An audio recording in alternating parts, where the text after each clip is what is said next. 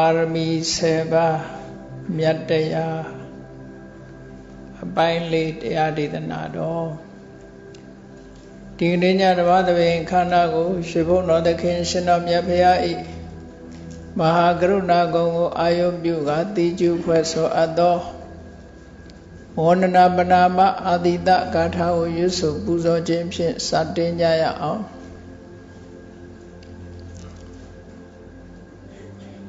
ယောကပကောတိဟိပိယပမေယံကာလံကရွန်တော်တိတုကရာနိ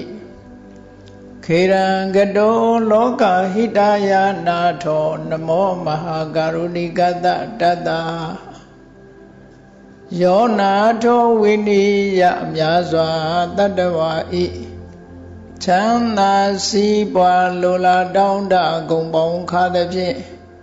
နာထမြညာခြင်းရှင်တော်မြတ်ဖရာသည်ကပ္ပဂေါတိဟိပိဂရေကဘာအရေးအတွက်သင်္ချာတို့ဖြင့်တော်လဲအဘယ်မေယံရေအတွက်တိုင်းတာပေါ်ပြခြင်းငါမစွမ်းနိုင်ပါသောကာလံလေးအသင်ချေသိမ့်နေကဘာရှိကြသောကာလပတ်လုံးလောကဟိတယတတ္တလောကဤအကျိုးစီးပွားအလုံးငါအတိဒုက္ခရာနိဥစ္စာသက်ချစ်လက်အင်္ဂါမေတ္တာကြီးမှသမိတာနှင့်တထာဇနိစွန်ခြင်းကြီးဟုကျက်တိထဝေငါးသွဲအစုအလုံးခဲရင်သောအမှုတို့ကိုကရွန်တော်ဖျားဖြစ်ရန်ဤတန်ကြုတ်ကုတ်အာထုတ်တော်မူရသည်ဖြစ်၍ခေရန်လက်ချေမျက်လုံးအသက်ဆုံးလည်းရဲ့နှလုံးစိတ်ဝံကိုရောဤပင်မခြင်းတို့ကတောဘဝတဏ္ဏချိန်ဖများစွာရောက်တော်မူခဲ့ရရှာလေပြီမဟာကရုဏိကတတတ္တဝါများယင်ဝဲသားကဲ့သို့တနာချစ်ခင်မဟာကရုဏာရှင်ဖြစ်တော်မူသောတသနာတသဝိနည်းများစွာတတ္တဝါဤချမ်းသာစီးပွားလိုလားတောင်းတဂုံပေါင်းခါသဖြင့်နာထမြညာထိုရှင်တော်မြတ်ဖရာအားနမောယုတိပြောင်းပြော့မံကိုလျော့၍ကရောယုကျိုးရှိခိုးခြင်းသည်အထုဘဝတုစင်စစ်မသွေဖြစ်ပါစေတည်း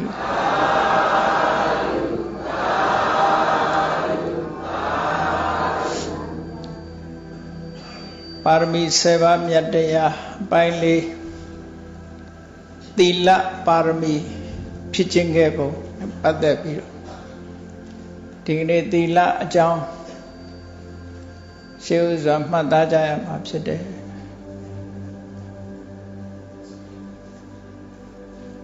သူမိရာယသိလေးဟာဒီပင်ကရာမြတ်စွာဘုရားမိန့်ကြားသွားတဲ့ဗျာဒိတ်စကားကိုကြားရပြီးတဲ့နောက်မှာဘုရားဖြစ်ဖို့တည်ကြတဲ့အတိတ်နိမိတ်တွေပေါ်ထွန်းနေလို့ဖျားဖြစ်ဖို့မြည်သည့်တရားတွေကိုကျင့်ကြံကြိုးကုပ်အားထုတ်ရမယ်ဆိုတာကိုယ်ပိုင်ဉာဏ်နဲ့စဉ်းစားပြီးတော့ဆုံးဖြတ်ခဲ့တယ်ပါရမီတော်တွေကိုစဉ်းစားဆင်ခြင်တာကိုပါရမီပဝိစယပါရမီတော်တွေကိုဆင်ခြင်စဉ်းစားခြင်းဖျားဆိုတာအကြောင်းမဲ့ဖြစ်မှာမဟုတ်ဘူးဖျားဖြစ်ဖို့ရအတွက်ဘာတွေလုပ်ရမယ်ဘယ်လိုကျင့်ရမယ်ဆိုတဲ့အချက်လက်တွေကိုမိမိကိုယ်တိုင်ဆင်ခြင်စဉ်းစားတာမို့ဖျားဖြစ်ကြောင်းပါရမီအကျင့်ကောင်းတွေကိုတစ်ခုပြီးတစ်ခုစဉ်းစားလိုက်တာနံပါတ်1ဒါနပါရမီဆိုတာအရေးကြီးတယ်လို့နံပါတ်1ကနေထားပြီးတော့ရွေးချယ်လိုက်တယ်ရွေးချယ်ပြီးတဲ့အခါဒုတိယမြောက်သီလပါရမီဆိုတာကိုအသိဉာဏ်ဖြင့်ဆင်ញင်သုံးသပ်ပြီးတော့ရွေးချယ်တာအဲ့ဒီလိုရွေးချယ်ပုံနဲ့ပတ်သက်ပြီးတော့ဘုရားဝန္တပါဠိမှာဘုရားအလောင်းတော်လေးပါရမီစဉ်းစားပုံနဲ့ပတ်သက်ပြီးတော့ဂါထာဗန္နဖွဲ့ဆိုပြီးတော့ပြထားတာရှိတယ်ဒုတိယအကြိမ်မြောက်ဆင်ញင်စဉ်းစားလိုက်တဲ့အခါဘုရားဖြစ်ဖို့အတွက်ထူးခြားတဲ့ပါရမီအကျင့်ကောင်းဟာ သီလပါရမီပဲဖြစ်တယ်ဆိုပြီးတော့အဲ့ဒီသီလပါရမီကိုပြည့်ပြည့်ဝဝဖြစ်အောင်သီလပါရမီသီလဥပပါရမီသီလပရမတ္ထပါရမီအဆင့်30ထားပြီးတော့ဖြစ်ခြင်းမယ်လို့စိတ်ထဲကနေအဓိဋ္ဌာန်လိုက်တယ်ပါရမီပေါင်းဝိဆရာဉာဏ်ဖြင့်သီလဟာဖျားဖြစ်ဖို့အကြောင်းပါတခုပါဝင်တယ်ဆိုတာဆုံးဖြတ်ပြီးတော့အဲ့ဒီချိန်ကစပြီးတော့သီလပါရမီကိုပြည့်ပြည့်ဝဝဖြည့်ခြင်းဖို့သူ့စိတ်ထဲမှာဆုံးဖြတ်လိုက်တယ်စောင့်တည်လိုက်တယ်ပေါ့အဲ့ဒါလို့စောင့်တည်လိုက်တဲ့အချိန်မှာထူးခြားတဲ့အတွေးလေးတွေနဲ့ဒီသီလအကြောင်းကိုဘုရားလောင်းတော်ဟာဥပမာနဲ့ဆင်ခြင်စဉ်းစားတယ်လောကမှာနှိုင်းရှင်စရာဥပမာနဲ့ကြည့်ပြီးတော့မှသဘာဝတရားဟာပေါ်လွင်ထင်ရှားတတ်တာဒါကြောင့်မို့ဥပမာနဲ့သီလကိုဖြည့်တဲ့အခါမှာဘု து ရဲ့နမူနာကိုယူပြီးတော့ဖြည့်ရမလဲဆိုတာဥပမာနဲ့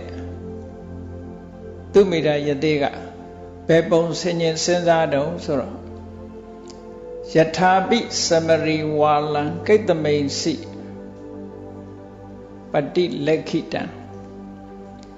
ဥပေတိမရဏံတထနဝိကောပေတိဝါလတေဆိုတဲ့ဥပမာစကားလေးနဲ့ဆင်ញင်စဉ်းစားတာနမူနာယူတဲ့အခါမှာလူသားတွေကြည့်တာနမူနာကောင်းရှိတာမဟုတ်ဘူးတိရစ္ဆာန်တွေမှာလည်းပဲနမူနာကောင်းတွေရှိတယ်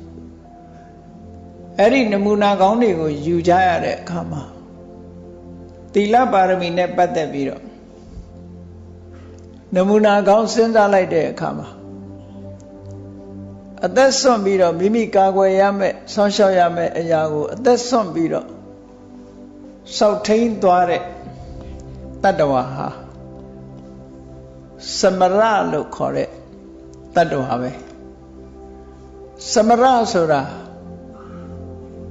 ဘာလဲလို့ပြောမယ်ဆိုလို့ရှိရင်တော့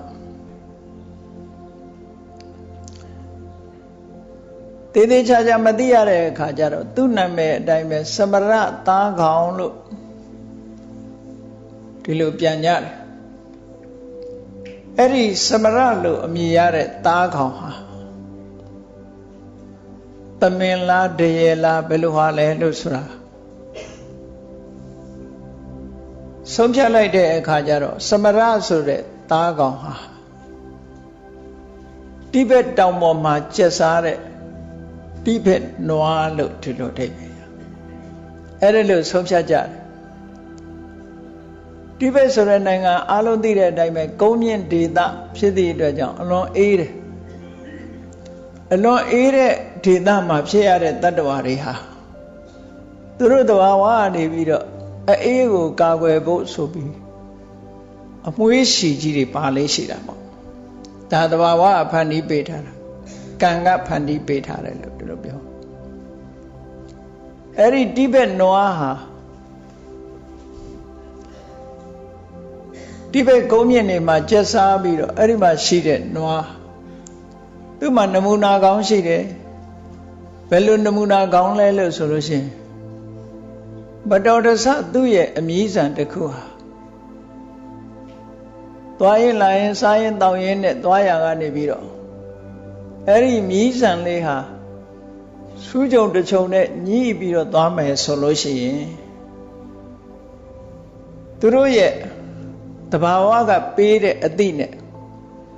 မြည်းဆန်ကျွတ်သွားမှသိဆိုးတယ်တဲ့သူကဒါကြောင့်မို့စူးကြုံမှသွားညှိတဲ့မြည်းဆန်ညှိပြီဆိုလို့ရှိရင်မြည်းဆန်ကျွတ်သွားမှဆိုလို့မယုံတော့ပဲနဲ့အဲ့ဒီနာမှာပဲအသေးခံတယ်လို့ဆိုတာရှိတယ်ဟုတ်မဟုတ်တော့ဒါသူတေသနာလောက်အောင်ပါပေါ့နော်အဲ့ဒီတိဘက်နွားသူ့တဘာဝကိုကသူ့မြည်းဆန်ပေါ်မှာသူကသိတန်မိုးထားတယ်အသက်တဲ့တန်မိုးထားတယ်လို့ဒီလိုပြောရမှာပေါ့အဲ့ဒါကြောင့်မလို့နဲ့တူပါတယ်မြန်မာနိုင်ငံအုပ်စိုးသွားတဲ့ဘုရင်တွေကစာမရီသားမြည်ရဆိုတာကိုဂိုင်လေးရှိကြတယ်လေစာမရီသားမြည်ရဆိုတာအဲ့ဒီ တိဘက်နွားရဲ့အမြည်းဆန်နဲ့လှုပ်ထားတဲ့ချင်းရင်မောင်းတဲ့ရက်ကိုပြောတာနော်ခုခေတ်တော့အဲ့ဒါတဲ့ကောင်းတာပေါ်နေပြီလျှက်စစ်ရက်က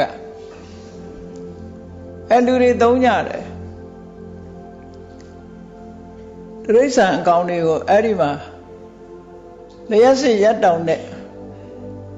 ချင်းတွေရှိတဲ့နေရာများအဲ့ဒီရက်တောင်နဲ့ရက်လိုက်လို့ရှိရင်ဖြတ်ခနဲ့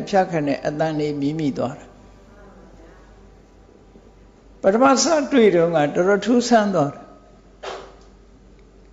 ဘယ်မှာတွေ့တော့ဆိုဖြာပုံသွားပြီးတော့တရားဟောတဲ့အခါမှာဖြာပုံကချင်းပေါ်တယ်အဲ့ဒီမှာရက်တောင်လေးတစ်ခုတွေ့ပြီးအနာနာလာပြီးတော့အဲ့ဒီရက်တောင်နဲ့ရက်တဲ့လူမှာရက်တောင်ကတဖြစ်ဖြစ်မြည်နေတာဘာဖြစ်လို့မြည်နေပါလဲလို့အောင်းပဲနောက်ကြတော့ကြည့်လိုက်တော့လျှက်စစ်ရက်တောင်ဖြစ်နေတာချင်းကောင်လေးတွေထိလိုက်တာနဲ့တကြိုပြီးသားဖြစ်သွားတယ်နော်ဟိုစာမရိသားမြည်ရဆိုတော့အဲ့ဒီလိုတော့မဖြစ်ဘူးဒါပေမဲ့ပြင်းပြင်းထန်ထန်လှုပ်လိုက်ရင်တော့ရင်ကောင်းတွေဟာဇက်ပြတ်သွားနိုင်တယ်သူကလည်းအဲ့ဒီစာမရိသားမြည်ရဆိုတာမင်းမြောက်တစား၅ပါးထဲမှာရှင်မင်းနေရဲ့မင်္ဂမင်နာအသုံးဆောင်တစ်ခုဖြစ်အသုံးပြုကြတာဘာဖြစ်လို့အသုံးပြုတာတော့ဆိုအခုပြောတဲ့ဂုံအည်ချင်းတွေရှိတယ်ပေါ့တိုင်းပြည်အုပ်ချုပ်တဲ့မင်းဟာဘယ်လိုကိစ္စမျိုးပဲဖြစ်ဥပဒေကိုမိမိကိုယ်တိုင်ကလေးစားလိုက်နိုင်ရမယ်ဆိုတဲ့အဓိပ္ပာယ်ကိုစာမရိသားကောင်ကဲ့သို့ကိုချင်းတရားဥပဒေကိုမိမိကိုယ်တိုင်ကလေးစားလိုက်နိုင်ရမယ်အဓိပ္ပာယ်ကတော့ no one is above the law ပဲပေါ့ဥပဒေပေါ်ကဘယ်သူမှမရှိရဘူးပေါ့ဘုရင်ကိုယ်တိုင်ပဲဥပဒေကိုလေးစားတယ်ဆိုအဓိပ္ပာယ်ပြတာနော်အခုခေတ်တော့အဲ့ဒါကိုဥပဒေထက်ကဘယ်သူမှမရှိအောင် no one is above the law လို့ပြောကြတာပေါ့နော်အားလုံးဟာဥပဒေကိုတပြေးညီလိုက်နာကြရမယ်လို့ဒီလိုဆိုတာအဲ့တော့ဘုရင်တွေကစာမရိသားမြည်ရကြိုင်တာလဲအဲ့ဒီအထိမ်းမှတ်တစ်ခုအနေနဲ့အဆောင်ရောင်သဘောမျိုးထားတာနော်ရှင်းတော့ကအုပ်ချုပ်တဲ့မင်းတွေဟာမင်းနိုင်အဘိသိက်ခံတာမဟုတ်ဘူးအဘိသိက်ခံရတဲ့မင်းမြောက်တစား၅ပါးနဲ့အဘိသိက်ခံတဲ့မင်းဟာကျိန်းစာတွေကိုဆိုကြရတယ်ဘိသိက်ရေသွန်းလောင်းတာဟာအဋိဌာန်ရတာတခုပဲတရားနဲ့မညီပဲနဲ့အုပ်စိုးမယ်ဆိုလို့ရှိရင်ခေါင်း9စိတ်ကွဲပါစေဆိုတဲ့ကျိန်းစာပါတယ်မမှန်ကန်မအုပ်ချုပ်လို့ရှိရင်အဲ့ဒီအဘိသိက်ခံတဲ့အချိန်မှာမင်းတွေဟာအဲ့ဒီကျိန်းစာကိုဆိုကြဒါကြောင့်မို့လို့တမ်းပြေအုပ်ချုပ်တဲ့မင်းဆိုတာလွယ်ကူတာမဟုတ်ဘူးမိမိလုပ်တဲ့ဥပဒေမိမိထုတ်ပြန်ထားတဲ့ဥပဒေအလုံးလိုက်နိုင်ရမယ်ဥပဒေဆိုသူတို့အကုန်လုံးလေးစားကြရတယ်လို့ဘိသိက်ခံဘယင်တွေမှာအဲ့ဒီစီကံရှိတယ်ပေါ့အဲ့ဒီစီကံကိုကိုယ်တိုင်လိုက်နာတဲ့ဟာအဖြစ်အထိမ့်မှတ်အဖြစ်အဆောင်အယောင်တစ်ခုအနေနဲ့စာမရိသားမြည်ရကိုကြိုင်ကြမင်းတို့မင်းကြီးရဲ့ပုံကိုပကြီးဆွဲထားတာဓာတ်ပုံရိုက်ထားတာတွေ့ဘူးကြလေငယ်ငယ်တော့တွေ့ဘူးတာပဲအဲ့ဒီစာမရိသားမြည်ရကြီးကြိုင်ပြီးတော့ဓာတ်ပုံရိုက်ထားရှိတယ်နော်အဲ့တော့ဒီစာမရိဆိုတဲ့သမရဆိုတဲ့သားကောင်ဟာသူ့မြည်ဆံစူးပုံမှာညှိနေပြီဆိုလို့ရှိရင်ဘယ်တော့မှယုံထွက်မသွားဘူးတဲ့မြည်ဆံတစံမှအကျွတ်မခံဘူး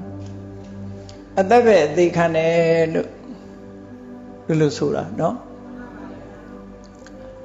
ရှေးတုန်းကလည်းယဟန်တော်တွေသီလနဲ့ပတ်သက်ပြီးတော့အဲ့လိုကျင့်ကြံကြိုးကိုအထုတ်ခဲ့တဲ့ဝိထုတာရကတွေဟာပေါ်ထွန်းခဲ့ဘူးတဲ့ယဟန်တစ်ပါး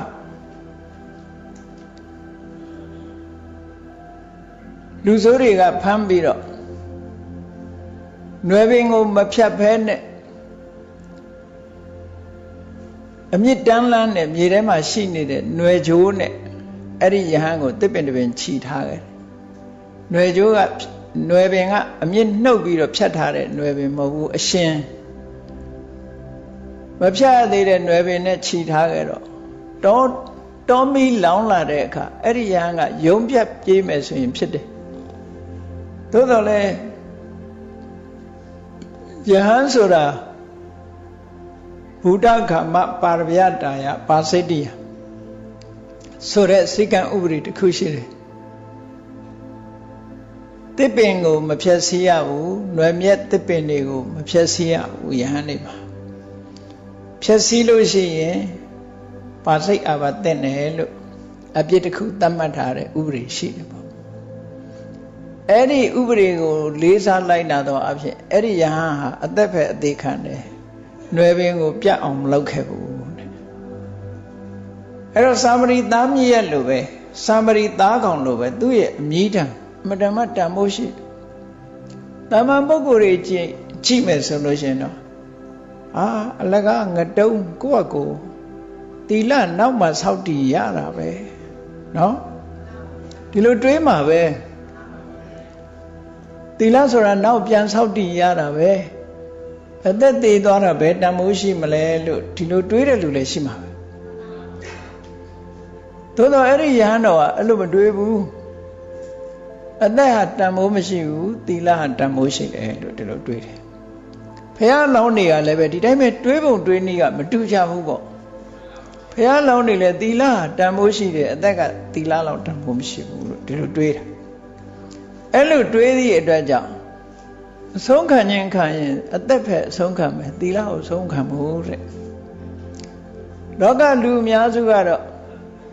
သီလကနောက်မှရောက်ရမသေးပြီးရောဆိုတာမျိုးအဲ့တော့တော်တော်အတွေးကတောင်နဲ့မြောက်လို့ဖြစ်နေတယ်နော်တောင်နဲ့မြောက်လို့ဖြစ်နေတယ်ဒါကြောင့်မို့လို့လေလူတိုင်းဖျားမဖြစ်တာပေါ့ဖျားဆိုတဲ့ပုဂ္ဂိုလ်ဖျားဖြစ်ဖို့ကျင့်ကြံကြိုးကိုအထောက်နေတဲ့ပုဂ္ဂိုလ်ဟာတမန်ပုဂ္ဂိုလ်တွေတွေးတာနဲ့အမတမခြားနာတယ်ဒါကြောင့်မို့လို့သူမိရာရဲ့သိကသူကသူတဏိဋ္ဌံချအဋိဋ္ဌံတဲ့အခါမှာယထာပိသမရိဝါလံကိတ္တမိန်စိပတိလက်ခိတံဘယ်နေရာပဲဖြစ်ဖြစ်သူ့ရဲ့မြည်ဆံလေးဟာညှိပြီးတော့နေမယ်တခုခုပေါ်မှာညှိပြီးတော့နေမယ်ဆိုလို့ရှိရင်ဥပေတိမရဏံတထအဲ့ဒီနေရာမှာပဲသေတာတဲ့ဘယ်တော့မှယုံထွက်မသွားဘူးသူကအဲ့ဒီနေရာမှာပဲအသေးခံလိုက်တယ်တဲ့နဝီကောပေတိဝါလတိသူ့ရဲ့မြည်ဆံလေးတစမ်းမှအကျွတ်မခံအဲ့တော့အသက်ပဲသေခံတယ်တထေဝစတုတုဘူမိတုသီလာနိပရိပုရိယအဲ့ဒီတိုင်းပဲကိုချင်းသီလတွေနဲ့ပတ်သက်လာလို့ရှိရင်တဲ့ပရိရခတရာသီလံသမရိဝိယဝါလတေသမရိသားကောင်သို့မဟုတ်သမရသားကောင်ရဲ့နမူနာကိုယူပြီးတော့တဲ့ကိုချင်းသီလကိုထိမ့်ပါသူကိုယ်သူဆုံးဖြတ်တာနော်ဘုရားဖြစ်ခြင်းနဲ့ဆိုလို့ရှိရင်သမရိသားကောင်ရဲ့စံနမူနာအတိုင်းမြည်ဆံတပင်မှအကျွတ်မခံသလိုသီလလည်းပဲတခုမှအပြတ်မခံပဲနဲ့ထိမ့်သိမ်းဆောင်ရှောက်ပါဒါသူ့ရဲ့ determination ပဲပါရမီတွေဆင်ញင်စဉ်းစားပြီးတဲ့အခါမှာသီလကိုခံယူဆောက်တည်လိုက်တယ်ခံယူဆောက်တည်ပြီးတော့ဒီသီလကိုလုံးဝအပြတ်မခံဖို့အဋိဋ္ဌံလိုက်တယ်တဲ့အဲ့ဒါကြောင့်မို့လို့ဘုရားလောင်းနေဖြစ်ခြင်းနဲ့သီလအသက်တဲ့တန်မိုးထားပြီးတော့ဆော့ရှောက်တဲ့သီလမျိုးဖြစ်တယ်ပေါ့တိကျုပ်ဆိုတဲ့အကောင်တွေစောင့်တည်တဲ့သီလမျိုးမဟုတ်ဘူးတိကျုပ်ဆိုတဲ့အကောင်ကသူများအသာစားတဲ့အကောင်ပဲသူကကျွန်းကျွန်းပေါ်မှာနေတာသူ့ကြောင့်တော့အနာနာဘာကောင်းမှမလား စာတော့စားနေတယ်အနားနားမှာတကောင်မှရှာလို့မရတဲ့အခါကျတော့လက်လေးနှစ်ချောင်းရှေ့ပြစ်လို့မျက်စိကလေးမှေးထားပြီးဘာလုပ်လဲဆိုရင်အစာမစားမဲ့တူတူတော့ဥပုပ်ဆောက်တည်လိုက်အောင်မယ်ဆိုပြီးတော့အဲ့လိုမျက်လုံးလေးမှိတ်ပြီးတော့နေတဲ့အချိန်မှာဒီကောင်တကယ်သီလဆောက်တည်တာလားလို့ရှင်သားမှာသမင်တရေဒီပုံတရံလုပ်ပြီးတော့အတန်ပေးလိုက်တဲ့အခါမျက်လုံးဖွင့်ကြည့်တော့သမင်လည်းမြင်လိုက်ရောတရေလည်းမြင်လိုက်ရောအေးသီလနောက်မှပဲထဖမ်းမယ်ဆိုပြီးတော့ဥပုပ်တေကထပြီးတော့ဖမ်းတော့တာပဲအဲ့ဒါမျိုးကိုတစ်ကျုပ်သီလလို့ခေါ်တယ်သီလနောက်မှရောင်ရအစာတော့အငတ်ခံလို့မဖြစ်ဘူးဆိုတဲ့အတွေးနဲ့လှုပ်တာသူကနော်ဒါကသူ့မျက်စိအောက်ကပျောက်သွားတဲ့အခါကျတော့ကဲငါပါဏာတိပါဒအမှုငါသီလမကျိုးသေးဘူးပြန်ပြီးတော့စောင့်လိုက်အောင်မယ်ထဖမ်းတာမမိလိုက်ဘူးလေမမိလိုက်တော့သူကငါသီလမကျိုးသေးဘူးတဲ့ထပ်ပြီးတော့အဲ့ဒါဥပုပ်စောင့်လိုက်အောင်မယ်ဟောအဲ့ဒီလိုဥပုပ်မျိုးတွေဖြစ်နေတတ်တယ်အဲ့လိုသီလစောင့်တာဘုရားလောင်းနေကြတော့အဲ့လိုမဟုတ်ဘူးအသက်တဲ့တန်မိုးထားပြီးတော့သီလကိုစောင့်ထိန်ကြတယ်ဒါသူမိတာဘဝတုန်းကသမရသားကောင်ရဲ့ထုံးကိုနမူနာယူပြီးတော့သီလကိုစောင့်ရမယ်စာပေကျမ်းကနေမှာအဲ့ဒီတိုင်းပဲသမရဆိုတဲ့သားကောင်ရဲ့အမည်ကိုစောင့်ရှောက်သလိုငှက်ထဲမှာရစ်မဆိုတာရှိတယ်ရစ်ဆိုတာရှိတယ်အဲ့ဒီရစ်ဆိုတဲ့တရားကလည်းပဲသူ့အဥကိုအသက်အသေးခံပြီးတော့ထိမ့်သိမ်းဆောက်ရှောက်တယ်အဥကိုဖျက်ဆီးမယ်ဆိုရင်အဲ့ဒီအဥပေါ်ကနေသူကခွာမပေးဘူးသူသေးခြင်းသေးပြီသူ့အဥတော့မထိစေရဘူးအဥအတွက်အသက်ခံအဥအတွက်အသက်သေးခံတယ်ဆိုတာတိရစ္ဆာန်တွေမှာလည်းပဲအစွဲလန်းလေးတစ်ခုချီးတယ်သူတို့လည်းအသက်ကိုအသေးခံပြီးတော့တစ်ခုကိုကာကွယ်ဆောက်ရှောက်ကြတယ်အဲ့ဒီနမူနာယူပြီးတော့ဘုရားလောင်းတွေကလည်းအသက်ကိုအသေးခံပြီးတော့ကိုချင်းသီလကိုထိမ့်သိမ်းဆောက်ရှောက်ရမယ်လို့ဒီလိုတန်ဋိဌာန်ချတာနော်ကောင်းပြီဒါဖြင့်သီလဆိုတာဘာကိုခေါ်ရအောင်လို့ဝိသုဒ္ဓိမေကျမ်းကြီးမှာလည်းပဲသီလအကြောင်းရေးထားတာရှိတယ်ပေါ့ပဋိသမီဓမေတုဘာလို့လည်းပဲသီလအကြောင်းဖွင့်ဆိုထားတာတွေရှိတယ်ပေါ့အဲ့တော့သီလဆိုတာဘယ်ဟာတွေလဲလို့သီလရဲ့သဘာဝတရားကဘယ်ဟာလဲလို့ဆိုတော့ဟောကိဉ္သီလံသီလဆိုတာဘာလဲလို့မေးခွန်းလေးထုတ်ပြီးတော့ဖြေတဲ့အခါမှာစေတနာသီလံပါဏာတိပါဒမှာရှောင်ခြင်းနဲ့ထိုရှောင်ခြင်းမှုရာအတွက်တွန်းအားပေးတဲ့စေတနာတရားလေးကိုသီလလို့ခေါ်ရတယ်မှာအရိဏဒါနကရှောင်ခြင်းနဲ့ဆိုရှောင်ခြင်းမှုရာအတွက်တွန်းအားပေးနေတဲ့စေတနာလေးကိုရှောင်ခြင်းကြောင့်စေတနာလို့ခေါ်တာပေါ့နော်အဲ့ဒါကိုသီလလို့ခေါ်တယ်ကာမေတုမိစ္ဆာစာရကရှောင်ခြင်းကြောင့်သီလလေးကိုဝုဒ္ဒဝါဒကရှောင်ခြင်းကြောင့်သီလအဲ့ဒီစေတနာလေးကိုရှောင်ကျင်ကြောင်းစေတနာလေးတွေကိုသီလလို့ခေါ်တယ်တဲ့ဒါတခုစေတနာသီလံနောက်တစ်ခုစေတသိကံသီလံဆိုတာဘယ်ဟာကိုပြောတာတုံးဆိုတော့သူများပစ္စည်းကိုကိုယ်ပစ္စည်းဖြစ်လို့မှုဆိုတဲ့မတရားတဲ့လောဘနဲ့မတွေးတော်ဘူးအဲ့ဒီတွေးတော်ခြင်းမှာရှောင်ကျင်တယ်ဆိုအနဘိဇာတရားကိုကြတော့အလောဘဟာလည်းပဲသီလပဲအဗျာပါဒမှာရှိတဲ့အဒေါသဟာလည်းပဲသီလပဲစေတသိက်သီလတမ္မာဒိဋ္ဌိမှန်ကန်သောအမြင်လို့ဆိုတဲ့နေရာမှာအသိဉာဏ်အဲ့ဒီအသိဉာဏ်ဟာလည်းပဲသီလပဲလို့ဒုစရိုက်ထဲမှာဖော်ပြတဲ့အခါကျတော့သူတို့ကိုလည်းသီလလို့သတ်မှတ်တယ်ပေါ့နော်အဲ့ဒါစေတသိကံသီလနောက်တနည်းအားဖြင့်ပြောမယ်ဆိုလို့ရှိရင်သ သမ္မာဝါစာသမ္မာကမ္မန္တသမ္မာအာဇီဝဆိုတဲ့လိန်ပြောခြင်းကရှောင်တယ်ဂုံတိုက်ခြင်းကရှောင်တယ်ကျမ်းတမ်းစွာပြောဆိုဆဲခြင်းကရှောင်တယ်အကျိုးမရှိတဲ့စကားပြောခြင်းကရှောင်တယ်ဆိုတဲ့အဲ့ဒီရှောင်ကျင်မှုဝိရတိသမ္မာဝါစာဆိုတဲ့ဝိရတိစေတသိက်ကိုလည်းပဲသီလလို့ခေါ်တယ်မဂ္ဂင်၈ပါးထဲမှာကြာတယ်ထို့တူရဲ့သမ္မာကမ္မန္တကာယဒုစရိုက်ဝစီဒုစရိုက်တွေကနေရှောင်ကာယဒုစရိုက်မှာရှောင်ကျင်တယ်ဆိုလို့ရှိရင်သမ္မာကမ္မန္တဝိရတိဖြစ်တယ်ပေါ့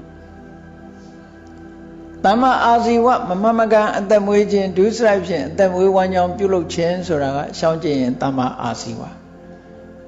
အဲ့တော့သမ္မာဝါစာသမ္မာကမ္မန္တသမ္မာအာဇီဝဆိုတာသူတို့ကိုယ်တိုင်ကစေရနာမဟုတ်ဘူးစေတသိက်တွေ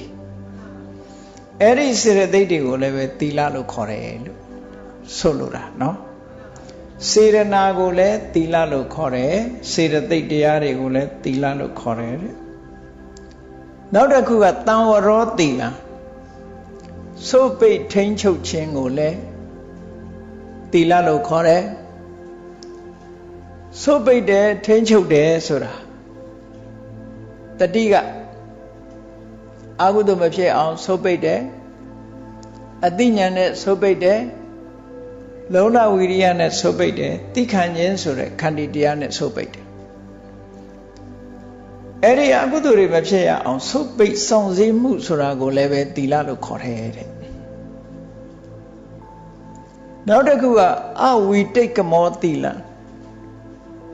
ဒုစရိုက်အမှုတွေကိုလုံးလုံးမကျွလွန်ခြင်းဟာလည်းပဲသီလပဲလို့ဒီလိုပြောတာစောင့်တည်ထားတာမဟုတ်ပေမဲ့လို့ပါဏာတိပါဒအမှုပြုဖို့ကြုံလာတဲ့အခါမလုပ်ဖဲနဲ့ရှောင်ကျဉ်လိုက်ဒီလိုဆိုတာအဝိတိတ်ကမောကိုမှုနှုတ်မှုဖြင့်လွန်ကျူးမှုမပြုတ်ဘူးတဲ့နှုတ်ကလည်းပဲကိုကျင့်တရားဖောက်ဖျက်ပြီးတော့မပြောဘူးကိုဒီလက်ရောက်လည်းပဲသီလကျိုးအောင်ဖောက်ဖျက်ခြင်းမလုပ်ဘူးလို့မလွန်ကျူးခြင်းဟာလည်းပဲသီလပဲလို့အဲ့တော့သီလရဲ့တရားကိုယ်သဘာဝကိုဒီလိုစာပေကျမ်းဂန်များမှာပါဠိတော်မှာဖွင့်ဆိုထားတဲ့အတိုင်းဝိသုဒ္ဓိမဲ့သီလနေရတာလဲဒါဟာပဲရှင်းပြောတာပဲပေါ့အဲ့တော့သီလဆိုတာဘာလဲလို့ဆိုလို့ရှိရင်အဖြေကသီလဆိုဒီမှာစေရနာကိုလည်းသီလခေါ်တယ်ရှောင်ကျဉ်ကြောင်းစေရနာကိုလည်းသီလခေါ်တယ်သမ္မာဝါစာသမ္မာကမ္မန္တသမ္မာအာဇီဝစတဲ့ဝိရတိစေတသိက်တို့ကိုလည်းသီလခေါ်တယ်။စောင့်စည်းမှုကိုလည်းသီလလို့ခေါ်တယ်။မလွန်ကျူးမှုကိုလည်းသီလလို့ခေါ်တယ်လို့ဟောသီလလို့ခေါ်ဆိုရတဲ့အရာတွေကိုပြောပြအဲ့တော့သီလပါရမီဖြည့်တယ်ဆိုတဲ့အခါမှာဒါတွေကိုယ်တဏ္ဍာမှာဖြစ်အောင်လုပ်တာပါပဲကိုယ်တဏ္ဍာမှာဖြစ်အောင်ကြိုးစားဖြစ်လာပြီးတော့တိုးတက်လာအောင်လုပ်တဲ့သဘောဒါပြင်ကောင်းပြီသီလရဲ့အဓိပ္ပာယ်ကဘာလဲဘာကြောင့်သီလဆိုတဲ့စကားလုံးကိုသုံးရတာလဲသီလဆိုတာဘာလုပ်တာလဲလို့မေးမယ်ဆိုလို့ရှိရင်သီလဆိုတဲ့ပါဠိစကားရဲ့အဓိပ္ပာယ်ကဘာတုံးလို့ဆိုရင်တမာဒါနတမာဒါနဆိုတာတန်အာဒါနကိုယ်အမူအရာနှုတ်အမူအရာကိုရင်ကျေးလိမ္မာတဲ့အနေအထားတစ်ခုနဲ့ကိုယ်အမူအရာနှုတ်အမူအရာစီကံထားတာအဲ့တော့သီလဆိုတာဒါကြောင့်မို့သီလကို discipline လို့ပြန်တာစီကံချက်ထားတာပေါ့ဘာကိုစီကံချက်ထားတော့ဆိုနှုတ်ရဲ့စီကံချက်ကိုယ်ရဲ့အပြုအမူနဲ့ပတ်သက်တဲ့စီကံချက်နှုတ်ဆိုတာပြောကြတယ်လေပါဇက်ဆိုတာထမင်းစားဖို့နဲ့စကားပြောဖို့တဲ့ဟုတ်တာပဲဒါလည်းเนาะမုခဏမဘုံဇနတ္ထာယကထဏတ္ထာယစကတံနဲ့ငယ်ငယ်တော့အဲ့ဒီပါဠိတွေ့တော့ရည်စရာပြောတာလို့အောင်းမေ့တကယ်ရေးထားတာပါဠိထဲမှာเนาะ မုခန္နာမဘုဇနထာယကထဏထာယစာကထံပါဇက်ဆိုတာထမင်းစားဖို့နဲ့စကားပြောဖို့ပဲတဲ့ဟုတ်တယ်ကထမင်းစားဖို့ဆိုရင်စားကျင်တာတွေလျှောက်စားဒုက္ခမရောက်ပေဘူးလားပြောကျင်တာတွေလျှောက်ပြောရင်ရောဒုက္ခရောက်တာပဲပါဇက်ဆိုတာစကားပြောဖို့နဲ့ထမင်းစားဖို့ထားတာလို့ဆိုပေမဲ့လို့စီကံရှိတဲ့ပါဇက်ဖြစ်ရမှာပေါ့ပြောချင်တာမပြောဘူးစားချင်တာမစားဘူးစီကံထားမှအဲ့ဒါလို့စီကံထားတာဒီပင်လေကိုချင်းတရားသီလပဲပေါ့နှုတ်ကိုစီကံထားတယ်ပြောချင်တာတွေမပြောဘူးအဲ့တော့ပြောချင်တာတွေမပြောဘူးဆိုတာဘာတွေမပြောတာတုံးဆိုမဟုတ်တာတွေလိမ်လည်ပြီးတော့သူများဒုက္ခရောက်အောင်မပြောဘူးတဦးနဲ့တဦး society ထဲမှာမသိမတင်ဖြစ်စေတတ်တဲ့စကားမျိုးကိုမပြောဘူးရိုင်းရိုင်းပြပြနဲ့တစ်ဖက်သားရင်နဲ့နှလုံးနဲ့အောင့်သွားမဲ့စကားမျိုးမပြောဘူးအကျိုးမရှိတဲ့စကားမျိုးတွေကိုမပြောဘူးဆိုတာဒါစီကံချက်ထားတာမပြောရမယ့်ဟာကိုရှောင်အောင်ပြောရမှာကဘာလဲလို့ဆိုရင်မှန်တာပြောရမယ်အချင်းချင်းတင့်တင့်ညီညွတ်အောင်သာပြောရမယ်ရင်ကျေးလိမ်မှာကျင်နာတဲ့စကားမျိုးကိုသာပြောရမယ်အကျိုးရှိတဲ့တရားစကားဖြစ်စေဒီဘဝဖြစ်စေနောက်ဘဝဖြစ်စေကောင်းကျိုးချမ်းသာတွေဖြစ်ပွားစေတတ်တဲ့စကားမျိုးအကျိုးရှိတဲ့စကားမျိုးပြောဒါပြောရမှာအဲ့တော့နှုတ်ဆိုတာစကားပြောဖို့ထားတာဆိုတဲ့ထဲမှာဒါတော့ပြောဟိုကတော့မပြောနဲ့ပေါ့ဒါဟာ discipline ပဲပေါ့အဲ့ဒါလို့ဆိုလို့တာစားတာကတော့ထားပါတော့စားတာလည်းဒုက္ခရောက်တယ်နော်စားခြင်းရဲ့မူလရည်ရွယ်ချက်ပျောက်သွားတယ်လူတွေမှာမူလရည်ရွယ်ချက်ကဘာတော့ဆိုလို့ရှိရင်အသက်ရှည်ပြီးတော့ခန္ဓာကိုယ်တည်ထမ်းဖို့စားကြတာနောက်ပိုင်းကျတော့အဲ့လိုမဟုတ်ကြိုက်လို့စားတာဖြစ်သွားကြိုက်လို့စားတာဖြစ်တယ်ကြိုက်မကြိုက်ပေါ်မှာမူတည်ပြီးတော့လူတွေဟာရတ္တတဏှာဆိုတာကိုမပယ်နိုင်ကြတော့ဘူးပေါ့ရတ္တတဏှာရဲ့ခြေကျွံဖြစ်သွားတဲ့အခါကျမတည်မှန်းသိလဲစားပြီးဆေးတောက်မယ်တဲ့စင်ကြီးလေးတွေပါဝါဝစားပြီးသေမယ်ဆိုတဲ့လူကသေတာတော့သေမှာပေါ့ဝါဝစားပြီးသေမယ်ဆိုတဲ့လူလည်းရှိတာပဲเนาะအဲ့တော့စားခြင်းရဲ့မူလရည်ရွယ်ချက်ကဘာတော့ဆိုရင်သဗ္ဗေတ္တအာဟာရထိတိကတတ္တဝါတွေသက်ရှင်နေမှုဟာအာဟာရအကြောင်းတရားဖြစ်နေတယ်အဲ့ဒါကြောင့်မို့လို့အဲ့ဒီကပလီကာရအာဟာရဆိုတာကိုမစားရရင်အဲ့ဒီကပလီကာရအာဟာရကိုစားပြီးမှအသက်ရှင်တဲ့တတ္တဝါမှန်သမျှစားเสียစားကိုစားရတယ်ဘာအတွက်စားရတော့အသက်ရှင်မှုအတွက်စားရတယ်ပေါ့အဲ့ဒါမူလရည်ရွယ်ချက်အဲ့လိုမဟုတ်ဘဲနဲ့ကြိုက်လို့ရတ္တတဏမစွန့်နိုင်လို့စားတာကြတော့ခုနကဘောင်ကျော်တယ်လို့ပြောအောင်လောကမှာလူတွေဟာဘောင်ကျော်နေကြတာပဲများတယ်ပေါ့ဖြစ်တဲ့ discipline ကိုမထားနိုင်ကြဘူးတဲ့ဘောင်ကိုကျော်လွှားပြီးတော့လုပ်နေကြတယ်အဝတ်ထားလဲထို့တူပဲအဝတ်ဆိုတာအရှက်လုံမိုးနဲ့အပူအေးကာကွယ်ဖို့မဲ့ချင်းစသည်ကာကွယ်ဖို့အဝတ်ဆောင်ဝတ်နောက်ပိုင်းကျတော့အဲ့လိုမဟုတ်ဘူးလူတွေမှာပိုးလာတယ်အရှက်လုံဖို့လည်းမဟုတ်ဘူး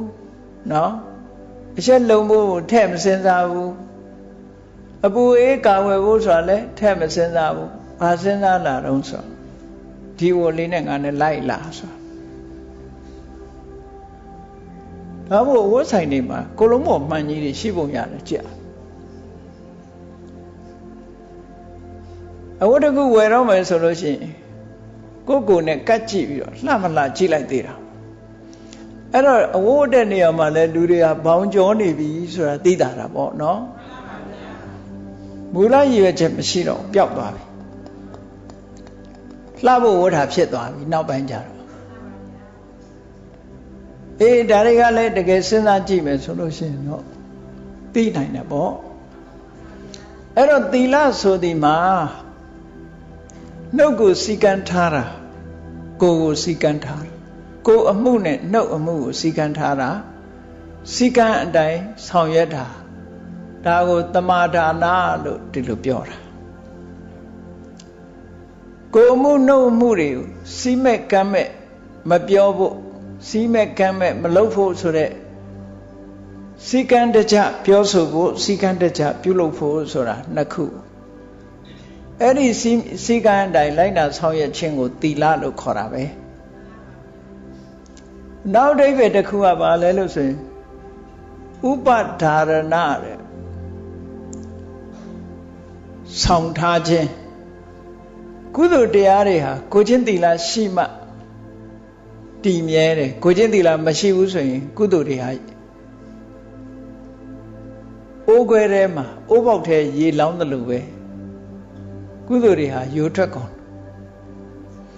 ဆိုလိုတာကိုချင်းသီလမရှိတဲ့ပုဂ္ဂိုလ်ရဲ့တဏ္ဍာမှာကုသိုလ်တရားတွေတည်ဖို့ဆိုတာတော့ခက်တယ်မတည်နိုင်ဘူးလို့ပြောတာနော်ဒါမှမဟုတ်ဥပမာပေးထားရှိတယ်ရှင်သေးစီဟာတိမ်ကြီးရွှေကွက်ထဲမှာသာတည်တယ်လို့တန်ဖိုးရှိတဲ့အရာမှန်သမျှလူတွေမှာလည်းပဲကိုချင်းသီလကောင်းမှကုသိုလ်တရားဆိုတာတည်တယ်လို့ဒီလိုပြောတာနော်စဉ်းစားကြည့်လေကုသိုလ်တွေထဲမှာတာမန်ကုသိုလ်ဆိုတာအဘိဓမ္မာသင်ထားတဲ့ပုဂ္ဂိုလ်တွေကိုပြောမယ်ဆိုရင်ကာမဝဆရကုသိုလ်10မျိုး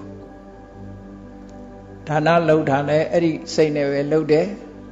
သီလဆောက်တည်တာလည်းအဲ့ဒီစိတ်နဲ့ပဲရှေ့ပိုင်းကသမထကျင့်စဉ်ဝိပဿနာကျင့်စဉ်မအောင်မြင်ခင်ကျင့်နေတာတွေမှန်သမျှလည်းအဲ့ဒီကုသိုလ်နဲ့ပဲကျင့်တယ်အဲ့ဒီကုသိုလ်တွေဟာကိုချင်းတရားမရှိတဲ့ပုဂ္ဂိုလ်မှမတည်နိုင်ဘူးတဲ့တခါတည်းတဲ့အစင်းမြင့်တဲ့ကုသိုလ်ဆိုတာမဟိတ်ကုတ်ကုသိုလ်လို့ခေါ်တယ်ရူပဝဆရကုသိုလ်5ခုနဲ့အရူပဝဆရကုသိုလ်4ခုဒါကသမထကျင့်စဉ်ကျင့်လို့အောင်မြင်ပေါက်ရောက်သွားတဲ့အဆင့်9ဆင့်ကိုပြောတာနော်အဲ့ဒီအဆင့်9ဆင့်ဆိုတဲ့ဇံ9ပါးဇံကုသိုလ်9မျိုးရူပဝဆရကုသိုလ်က5မျိုးအရူပဝဆရကုသိုလ်က4မျိုးအဲ့ဒီ9မျိုးသောကုသိုလ်တွေဟာလည်းပဲသီလအခြေခံပြီးလုံးမအောင်မြင်တယ်သီလပျက်စီးနေတဲ့ပုဂ္ဂိုလ်မှမရနိုင်ဘူးတဲ့ဒီကုသိုလ်မျိုးတွေနောက်တစ်ဖန်သောတပတ္တိမဲ့သဂရဂါမိမဲ့အနာဂါမိမဲ့အရတ္တမဲ့ဆိုတဲ့ဟာလဲကုသိုလ်ပဲမဲ့ဆိုဒီမှာမဂ်ခင်၈ပါးရဲ့အစုအဝေး unity of 8 factor ပေါ့ရှစ်ခုကိုပေါင်းထားတာကိုမဂ်လို့ခေါ်တယ်ဒီနေရာမှာเนาะစုအလုံးရှစ်ခုစုထားတဲ့အစုအဝေးကိုမှမဂ်ကလို့ခေါ်တာအဲ့ဒီမဂ်ကအစုဝေးထဲမှာပါတဲ့အစိတ်အပိုင်းလေးတွေကိုသာမဂ်ခင်လို့ပြောတာเนาะမဂ်ခင်ဆိုတာမဂ်ခင်ကဆိုတဲ့စကားကိုအတူကောက်ပြောနေကြမဂ္ဂအင်္ဂမဂ္ဂဆိုဒီမှာတမ္မာဒိဋ္ဌိတမ္မာသင်္ကပ္ပစတဲ့ဒီသဘာဝတရား10မျိုးရဲ့အစုအစည်းကိုမဂ္ဂလို့ခေါ်တယ်အဲ့ဒီအစုအစည်းထဲမှာပါဝင်တဲ့တစ်ခုစီကြတော့မဂ်ခင်လို့ခေါ်တယ်အဲ့တော့အဲ့ဒီသဘာဝတရားတွေနဲ့ရှင်တွဲပြီးတော့လာတဲ့ကုသိုလ်စိတ်မျိုးကိုသောတပတ္တိမဲ့သဂရဂါမိမဲ့အနာဂါမိမဲ့အရတ္တမဲ့လို့ဒါတော့ကုသိုလ်တွေနာမည်ပေးတယ်အဲ့ဒီကုသိုလ်တွေဟာလည်းပဲသီလမရှိတဲ့ပုဂ္ဂိုလ်မှမရနိုင်ဘူးဒါမို့လို့ကိုချင်းသီလသည်ကုသိုလ်အလုံးရဲ့ကုသိုလ်အလုံးကိုထိန်းထားနိုင်တယ်ဆောင်ထားနိုင်တယ်ကုသိုလ်အလုံးရဲ့ယတ္တိယဖြစ်တယ်လို့ဆိုတဲ့အဓိပ္ပာယ်နဲ့လည်းပဲဥပဒါရဏံသီလံဆိုတဲ့အဓိပ္ပာယ်နဲ့ဖွင့်တာဒါဝိသုဒ္ဓိမဲ့မှာကြည့်ထင်ထင်ရှားရှားရှိတယ်တခြားအဓိပ္ပာယ်တွေရေးတာတွေလည်းရှိတယ်သို့တော့ဒီနှစ်ခုဟာအရေးပါပြီးတော့လက်တွေ့လဲကြတယ်ပေါ့ဒါသီလရဲ့အဓိပ္ပာယ်ပဲအဲ့တော့သီလဆိုဒီမှာနှုတ်ကိုစီကံထားခြင်းနဲ့ကိုယ်အမူအရာကိုယ်ရဲ့အပြုအမူကိုစီကံထားခြင်းဒီနှမျိုးဟာဒါသီလနောက်တနည်းက ကုသိုလ်တရားများကိုထိမ့်သိမ်းဒီ maintain လုပ်တဲ့တရားလို့အဓိပ္ပာယ်ရတယ်ကုသိုလ်တရားတွေကို maintain လုပ်ထားတယ် sustain လုပ်ထားတယ်ကိုယ်တဏ္ဍာမှာကုသိုလ်တွေတည်မြဲအောင်လုပ်ပေးတာလေသီလပဲလို့ဒါသီလရဲ့အဓိပ္ပာယ်နှစ်ခုအဲ့ဒီသီလမြင့်မြတ်တဲ့ပုဂ္ဂိုလ်တွေမှာလှုပ်တာဖြစ်သောကြောင့်သီလဟာပါရမီလို့ခေါ်တာအောက်တန်းကျတဲ့ပုဂ္ဂိုလ်တွေကသီလကိုမထိန်းနိုင်ဘူးတစ်ကျုပ်လို့ကတစ်ကျုပ်ဆိုတဲ့အကောင်ကြည့်ပေါ့နော်အခြေအနေပေးရင်တော့သီလနောက်မှရောက်ရပဲသီလဆိုတာကိုနောက်မှရောက်ရထားတယ်တန်ဖိုးမထားဘူးအဲ့တော့အစင်းမြင့်တဲ့ပုဂ္ဂိုလ်တွေမှာသီလဆိုတာထိန်းတယ်ထိန်းတဲ့အခါမှာလည်းပဲတူနဲ့တူမတူညီကြဘူးမတူညီကြဘူးဘုရားလောင်းနေနဲ့ထိမ့်သိမ့်မှုနဲ့တာမန်ပုဂ္ဂိုလ်ရဲ့ထိမ့်သိမ့်မှုမတူဘူးတာမန်ပုဂ္ဂိုလ်တွေထိမ့်သိမ့်မှုရဲ့သီလဘယ်နေရာမှာအဆုံးသတ်သွားတတ်တုံးဆိုလို့ရှိရင်ဓနငွေကြေးနဲ့ဆုံတဲ့အခါမှာလည်းသီလအဆုံးသတ်သွားတတ်တယ်တမိုးရှိတဲ့ပစ္စည်းတစ်ခုရမယ်ဆိုလို့ရှိရင်တော့ယူခြင်းတယ်အဲ့တော့သီလချိုးဖောက်ပြီးတော့အဲ့ဒီပစ္စည်းကိုရယူတယ်ဆိုတော့ဒီသီလဘယ်မှာအဆုံးသတ်သွားတုံးဆိုဥစ္စာဒနာမှာအဆုံးသတ်သွားတာပဲပစ္စည်းဥစ္စာရလို့မှုအတွက်ကြောင့်သီလကိုချိုးဖျက်တယ်လေအဲ့တော့ပစ္စည်းဥစ္စာတွေပဲအဆုံးသတ်သွားတယ်တခါတရံကြတော့ကိုယ်ရဲ့ချမ်းသာမှုအပေါ်မှာလေးတွေပဲထိုသီလဟာအဆုံးသတ်သွားတယ်ကိုယ်ရဲ့ချမ်းသာမှုဆိုတာသီလဆောင်လို့ဒုက္ခရောက်လာပြီဆိုလို့ရှိရင်အဲ့ဒီဒုက္ခကိုမခံနိုင်ဘူးသီလလွတ်သွားလွတ်ချင်လွတ်ပါစေချမ်းသာဖို့ကအရေးကြီးတယ်ဆိုလို့ရှိရင်ကြည့်ကိုချမ်းသာမှုကိုဦးစားပေးလိုက်တာနဲ့တပြိုင်နက်သီလလွတ်သွားပြီအဲ့တော့ကိုချမ်းသာမှုတင်ပဲအဆုံးသတ်သွားပြန်တယ်နောက်တစ်ခုကကိုယ့်ရဲ့အင်္ဂါခြေလက်တွေပြတ်မယ်ဆိုလို့ရှိရင်သီလကိုဖြတ်လိုက်ပြန်ရောချိုးဖောက်လိုက်ပြန်ရောအဲ့ဒီလိုချိုးဖောက်လိုက်လို့ရှိရင်အဲ့ဒီသီလကိုယ့်ရဲ့အင်္ဂါခြေလက်မဆုံးအောင်ကာကွယ်ခြင်းတင်မဲ့သူဟာဆုံးသတ်သွားပြန်တယ်ကြည့်လေသီလဆုံးသတ်သွားပုံတွေမတူကြဘူးနော်ဥပုပ်ဥပုပ်တော့စောင့်နေပါတယ်ဒါပေမဲ့ gastric ရှိတယ်ဆိုတဲ့အခါကျတော့ဝိကလဘောဇနာလေးတော့ခဏထားလိုက်အောင်မယ်အဲ့ဒီဝိကလဘောဇနာလေးခဏထားလိုက်တယ်ဆိုတော့အဲ့ဒီသီလလေးဟာယောဂမှာရင်အဆုံးသတ်သွားတယ်ဘုံဘုံလဲသွားပြီယောဂနဲ့ယောဂကိုအကြောင်းပြုပြီးတော့သူ့ကိုဖျက်လိုက်တယ်ဒါလည်းအဆုံးသတ်သွားတယ်လို့ခေါ်တာပဲယောဂကိုအကြောင်းပြုပြီးတော့ဆုံးသတ်လိုက်တယ်အဲ့လိုပေါ့သီလတွေမှာတန်ဖိုးမရှိတာလေးတွေနဲ့ပဲလောကလူတွေရဲ့သီလဟာအဆုံးသတ်ပြီးသွားကြတယ်တဲ့ဘုရားလောင်းနေကြတော့အဲ့လိုမဟုတ်ဘူးစောင့်တည်ထားတဲ့သီလတစ်ခုဘယ်အရာနဲ့မှမလဲဘူးထိမ့်သိမ်းဆော့ရှော့တယ်အဆုံးသတ်ပြီးတော့မသွားဘူးတဲ့ခန္ဓာကိုယ်ရေးနဲ့ပတ်သက်ပြီးတော့ကိုယ့်ရဲ့သီလကိုစွန့်ပယ်သွားတာဆိုတာမရှိဘူးပေါ့အဲ့ဒါကြောင့်မို့ဘုရားလောင်းနေဖြည့်တဲ့ဒီသီလတကယ်ပါရမီမြင့်မြတ်တဲ့ပုဂ္ဂိုလ်တွေလိုက်နာကျင့်သုံးတဲ့ပါရမီသီလပဲဖြစ်တယ်တဲ့အတိုင်းတာချင်းမှမတူကြဘူးဆိုတာကိုတော့မှတ်သားကြရမှာဖြစ်တယ်ပေါ့အဲ့တော့ကိုသီလဆောင်တဲ့အခါအတိုင်းတာတစ်ခုဘယ်လောက်ထိရောက်တယ်လဲဆိုတော့ကိုယ့်အသိဆုံးပဲသီလကိုဘယ်လောက်တန်ဖိုးထားတယ်လဲဆိုတဲ့ပုံမှာအကဲဖြတ်ကြရမှာဖြစ်တယ်ပေါ့သီလဆိုတဲ့အကျင့်တရားဟာကတော့မြင့်မြတ်တဲ့ပုဂ္ဂိုလ်တွေအကျင့်ဖြစ်လို့ပါရမီပဲသို့သောအဲ့ဒီပါရမီကိုဖြည့်ကျင့်တဲ့အခါမှာအတိုင်းတာတစ်ခုချင်းဟာမတူကြဘူးလို့ဒီလိုပြောရမှာကဲကောင်းပြီသီလကိုရှုထောင့်၄ခုကနေပြီးတော့လေးလာကြည့်မယ်ဆိုလို့ရှိရင်သီလရဲ့အမှတ်သားကဘာလဲလို့ဆိုရင် နှုတ်မှုကိုစီကံထားတာနဲ့ကိုယ်မှုကိုစီကံထားတာအဲ့ဒါသူ့ရဲ့အသွင်ပြင်လက္ခဏာပဲသီလဆောင်ထားပြီဆိုရင်သူကစီကံအတိုင်းနေတယ်စီကံပေါင်းကိုမကြော်ဘူးကာယကံမှုဝစီကံမှုနဲ့အကုသိုလ်မဖြစ်အောင်နေတယ်လို့ဆိုစိတ်ကိုထိန်းတာမဟုတ်ဘူးကိုယ်မှုနှုတ်မှုဒီနှစ်ခုကိုပဲထိန်းတယ်သီလကကာယကံဝစီကံကိုထိန်းနေပေါ့အဲ့ဒါလို့ထိန်းနေတဲ့ဘောင်မကြော်သေးသမျှကာလပတ်လုံးဒါသီလရဲ့အမှတ်အသားလက္ခဏာဟာထိန်းသိမ်းခြင်းပါပဲဒီလိုဆိုလို့လည်းပေါ့သီလနလက္ခဏာသီလထိန်းသိမ်းထားတဲ့သဘောတရားတစ်ခုသူရဲ့ဆောင်ရွက်မှုကိစ္စကဘာလဲလို့ဆိုရင်သီလပြည့်ခြင်းရဲ့အကြောင်းဖြစ်တဲ့အကုသိုလ်ကိုဖယ်ရှားခြင်းဟာသူ့ရဲ့ဆောင်ရွက်မှုကိစ္စပဲဆိုလိုတာကပါဏာတိပါဒအမှုကိုဆိုရတော့အလွယ်တကူကိုယ်လာကြိုက်တဲ့ခြင်းလေးကိုဒေါသဖြစ်ပြီးတော့တတ်လိုက်လို့ရှိရင်ပါဏာတိပါဒဆိုတာမရှိတော့ပါဏာတိပါဒကစောင့်ထိန်ခြင်းဆိုတဲ့သီလပြတ်သွားပြီအဲ့ဒီသီလပြတ်သွားတာဘာကြောင့်ပြတ်သွားတော့ဆိုရင်ဒီနေရာမှာခြင်းကိုမုန်းတီးပြီးတော့ကိုယ်ကြိုက်ရမလားဆိုတဲ့ဒေါသကြောင့်ပြတ်သွားတယ်အဲ့ဒီဒေါသကိုဒုတ်သီလယလို့ခေါ်တယ်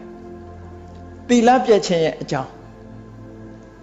လောဘကြောင့်လည်းသီလပြတ်တယ်ဒေါသကြောင့်လည်းသီလပြတ်တယ်မောဟကြောင့်လည်းသီလပြတ်တယ်မာမနာတွေအိတ်တမစ္စရိယတွေကြောင့်လည်းသီလပြတ်တယ်အဲ့တော့သီလမရှိခြင်းရဲ့အကြောင်းတရားကဘာတွေတုံးဆိုရင်အကုသိုလ်တွေပဲအကုသိုလ်စိတ်တွေကြောင့်သီလဆိုတာပျက်စီးသွားတာเนาะအဲ့ဒီသီလဆိုတဲ့တရားသည်သီလပြည့်ကြောင်းဖြစ်တဲ့တရားတွေကိုဖယ်ရှားပြစ်နိုင်စွမ်းရှိတယ်လို့ဒီလိုပြောတာသူရဲ့ဆောင်ရွက်မှုကတကယ်သီလကိုလုံးလုံးချုံချုံကျင့်ပြီဆိုတဲ့အခါမှာ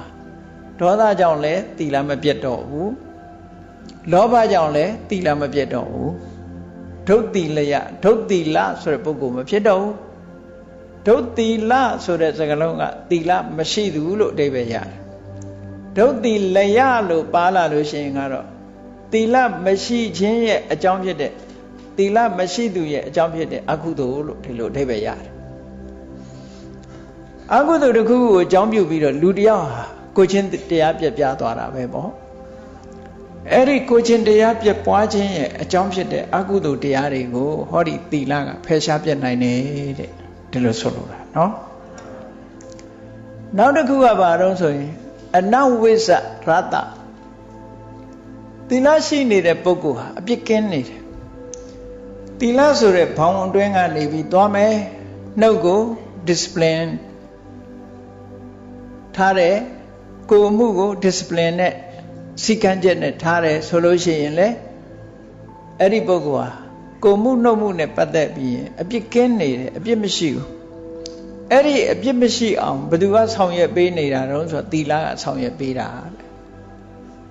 ဒါရတ္တလို့ခေါ်တယ်ဒီရှုထောင့်ကနေပြောတာเนาะလက္ခဏာရတ္တပစ္စုပ္ပထန်ဆိုတာသီလကိုမြင်ရတဲ့မြင်တွေ့ရတဲ့အသွင်တဏ္ဍယောဂီတွေရဲ့ဉာဏ်မှာထင်လာတာပစ္စုပ္ပထနာကိုအင်္ဂလိပ်လိုပြန်တော့ manifestation လို့ပြန်တာ manifestation ဆိုတာပေါ်လွင်လာတဲ့သဘာဝပုံစံအဲ့တော့ဘယ်ပုံနဲ့သီလကိုမြင်ရတယ်လဲလို့ဆိုလို့ရှိရင်သောစေယပစ္စုပ္ပထနာကိုချင်းသီလပြည့်စုံနေတဲ့ပုဂ္ဂိုလ်ဟာစင်ကြယ်မှုနဲ့ပြည့်စုံနေသူကာယကံစင်ကြယ်နေတယ်ဝစီကံစင်ကြယ်နေတယ်ဆိုတဲ့အသွင်တရံနဲ့သူ့ကိုမြင်ရမှာပဲကာယကံစင်ကြယ်တယ်ဆိုတာကာယဒုစရိုက်ကကင်းနေတာဝစီကံစင်ကြယ်တယ်ဆိုတာဝစီဒုစရိုက်ကင်းနေတာအဲ့ဒီဒုစရိုက်ဆိုတဲ့အညစ်အကြေးတွေမရှိဘဲနဲ့သူစရိုက်ဆိုတာရှိသည့်အတွက်ကြောင့်အဲ့ဒီပုဂ္ဂိုလ်ဟာစင်ကြယ်သူကိုချင်းတရားကောင်းသူဆိုတဲ့အနေအထားမျိုးတွေ့မြင်ရတယ်တဲ့ဒါဖြင့်သီလနဲ့ပြည့်စုံဖို့ရာအတွက်ပဋ္ဌဌာနလို့ဆိုတဲ့အနိကအကြောင်းတရားကတော့ဘာတော့ဆိုရင်ဟိရိနဲ့ဥတ္တပပဲဟိရိတ္တပပဋ္ဌဌာနဟိရိနဲ့ဥတ္တပဟာ သီလနဲ့ပြည့်စုံခြင်းရဲ့အကြောင်းတရားလို့ဒီလိုဆိုတာနော်ဝိသုဒ္ဓိမေမှာဆိုထားတာဟိရိနဲ့ဥတ္တပရှိပြီဆိုရင်မရှိသေးတဲ့သီလလည်းရှိလာတယ်ရှိပြီးသားသီလလည်းတည်ထလာတယ်ဒီလိုဆိုတယ်သူကအဲ့တော့ဟိရိဥတ္တပဆိုတာကိုကဟိရိဆိုတာပြောရမယ်ဆိုရင်မကောင်းတဲ့အလုပ်ပေါ်မှာယွန်းတယ်မကောင်းတဲ့ဒုစရိုက်အလုပ်ကိုစိတ်ကိုယွန်းမုန်းတယ်မလုပ်ဘူးဒီအလုပ်မျိုးကိုသူကဆက်ဆုပ်တယ်မကောင်းတဲ့ဒုစရိုက်ကာယဒုစရိုက်ဝစီဒုစရိုက်ကိုယွန်းမုန်းတဲ့သဘောကဟိရိဒါကိုရှက်တယ်လို့လည်းပြန်ကြတယ်ပေါ့နော်စာပေကျမ်းကမှရှက်ထားတယ်ပြောတာမဟုတ်ဘူးဆက်ဆုပ်တယ်ဆိုတဲ့အဓိပ္ပာယ်နဲ့လည်းပြောတယ်အဲ့တော့ရှက်တယ်ဆိုတဲ့ဟာကိုယ့်ကိုတန်ဖိုးထားတာဒီအလုပ်လုပ်ရင်ရှက်เสียကြီးငါဒီအလုပ်မလုပ်ဘူးအမျိုးကောင်းသားအမျိုးကောင်းသမီးတွေဟာမဟုတ်တာအလုပ်လုပ်ရမယ်ဆိုရင်ရှက်เสียကြီးလို့ထင်ကြတယ်ဟုတ်ကဲ့လားအဲ့ဒါလို့ရှက်เสียအလုပ်မျိုးကိုမလုပ်တာအဲ့ဒါဟိရိလို့ခေါ်တယ်ရှောင်ကျင်မှုကအဓိကရှက်လို့ရှောင်တာဥတ္တပကြတော့ဘာလို့ဆိုရင်ကြောက်လို့ရှောင်တာဘာကြောက်တုံဆိုရင်ပတ်ဝန်းကျင်ကိုကြောက်တယ်မကောင်းကျိုးတွေလာမှာကြောက်တယ်အဲ့ဒါကြောင့်လို့ဟိရိကကိုယ့်သိက္ခာကိုထိန်းပြီးတော့ရှောင်တာကဟိရိရှောင်တာတော့နှစ်ခုစလုံးကအကုသိုလ်မဖြစ်အောင်ရှောင်တာကြီးပဲဟိရိကလည်းပဲအကုသိုလ်မဖြစ်အောင်ရှောင်ခြင်းကိုဖြစ်ပေါ်စေတယ်ဥတ္တပကလည်းအကုသိုလ်မဖြစ်အောင်ရှောင်ခြင်းကိုဖြစ်စေတယ်ဟိရိရှောင်တာကရှက်လို့ရှောင်တာဥတ္တပရှောင်တာကကြောက်လို့ရှောင်တာရှက်လို့ရှောင်ကြောက်လို့ရှောင်မှုကအဓိကဒီလိုဆိုလို့ရရှောင်မှုကအဓိကအဲ့တော့ဟိရိဆိုတာကိုယ့်ကိုအလေးထားပြီးတော့ရှောင်ဥတ္တပဆိုတာကိုယ့်ရဲ့ပတ်ဝန်းကျင်ကိုအလေးထားပြီးတော့ရှောင်နေတဲ့ဟိရိရှောင်တဲ့အခါအိုးငါလိုလူတော်လူကောင်းအမျိုးကောင်းသားငါရဲ့မိကောင်းဖခင်သားသမီးဒါတွေလှုပ်လို့ဘယ်တုံမလဲဟောကိုယ့်ကိုစဉ်းစားတာအဲ့ဒါဟိရိခြေခံပြီးစဉ်းစားတယ်လို့ခေါ်တယ်ဥတ္တပကြတော့အော်ငါမဟုတ်တာလို့လို့ရှိရင်ငါအမေငါအဖေငါကိုးကွယ်တဲ့ဆရာတော်တွေဘာသာတရားတွေဟောနာမည်ပြတ်တော့မပေါ်လို့ဟောပတ်ဝန်းကျင်ကိုအလေးထားလိုက်တာကိုယ့်ရဲ့ပတ်ဝန်းကျင်ကိုအလေးထားတယ်အဲ့တော့ဟိရိဆိုတာအတ္တဓိပတိယကိုယ့်ကိုတန်ဖိုးထားပြီးတော့ရှောင်တာဥတ္တပဆိုတာလောကဓိပတိယကိုယ့်ရဲ့ပတ်ဝန်းကျင်ကိုအလေးထားပြီးတော့အကုသိုလ်ကရှောင်တာတဲ့ဒါမို့ဒီနှစ်ခုဟာအခြေခံအားဖြင့်ကွဲပြားတော့လည်းပဲရှောင်ကျင်မှုဆိုတဲ့အပေါ်မှာသူတို့သွားပြီးတော့တူညီကြတယ်ပေါ့အဲ့ဒါကြောင့်မလို့ဒီဟိရိဥတ္တပဒီနှစ်ခုဟာလောကပါဠလောကကိုထိမ့်သိမ်းဆောက်ရှောက်တဲ့တရားနှစ်မျိုးလို့ဒီလိုဆိုလိုတာအဲ့တော့ဗမာလူပြောတော့အရှက်အကြောင်းပေါ့အဲ့ဒီအရှက်ကြောင့်ဆိုတဲ့ဟိရိဥတ္တပဟာဗမာစကားမှာကြတော့ရောထွေးကုန်တတ်တယ်နော်အရှက်အကြောက်တိုင်းဟိရိဥတ္တပမဟုတ်ဘူးလူကြတဲ့ထစကားပြောမှရှက်တယ်ဒါဟိရိမဟုတ်ဘူးနော်ပိဋကကိုကြောက်တယ်ဟိုလူကြောက်တယ်ဒီလူကြောက်တယ်မွေကြောက်တယ်တဆေကြောက်တယ်တရေကြောက်တယ်အဲ့ဒီအကြောက်တွေကဥတ္တပမဟုတ်ဘူးဒေါသလို့ခေါ်တယ်ကြောက်တာဆိုတာဘာကြောက်ရမလဲမကောင်းမှုအကုသိုလ်ကြောက်ကာယဒုစရိုက်ဝစီဒုစရိုက်ကြတော့မကြောက်ဘူးဒီပြင်ဟာကြောက်တယ်ဆိုတော့သူအကြောက်လွဲနေအဲ့ဒီအကြောက်လွဲနေသည့်အတွက်ကြောင့်အဲ့ဒီအကြောက်တရားဟာကောင်းတဲ့အလားအလာမဖြစ်နိုင်ဘူးပေါ့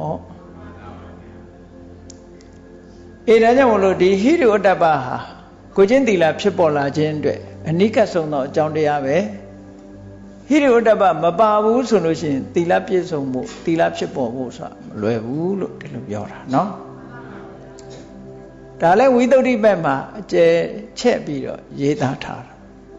တဘာဝကြကြဆင်ញင်စဉ်းစားတတ်လို့ရှိရင်အလုံးဟာမှန်ကန်တဲ့ရေးထားတာလက်တွေ့နဲ့ apply လုပ်ကြည့်လို့ရှိရင်ဒီတိုင်းပဲတွေ့ရမှာပဲအဲ့တော့ကောင်းပြီရှုတော့လက္ခဏာရတ္တပစ္စုပ္ပထံပဋ္ဌထံဆိုတဲ့ ရှုထောင့်၄ခုကနေကြည့်လိုက်ရင်သီလရဲ့အခန်းကဏ္ဍဟာအမတမတန်ဖိုးရှိတယ်ဆိုတာတွေ့ရတယ်နော်ကောင်းပြီအဲ့ဒါလို့တန်ဖိုးရှိတဲ့သီလဘာဖြစ်လို့ဖြစ်ကျင်နေကြ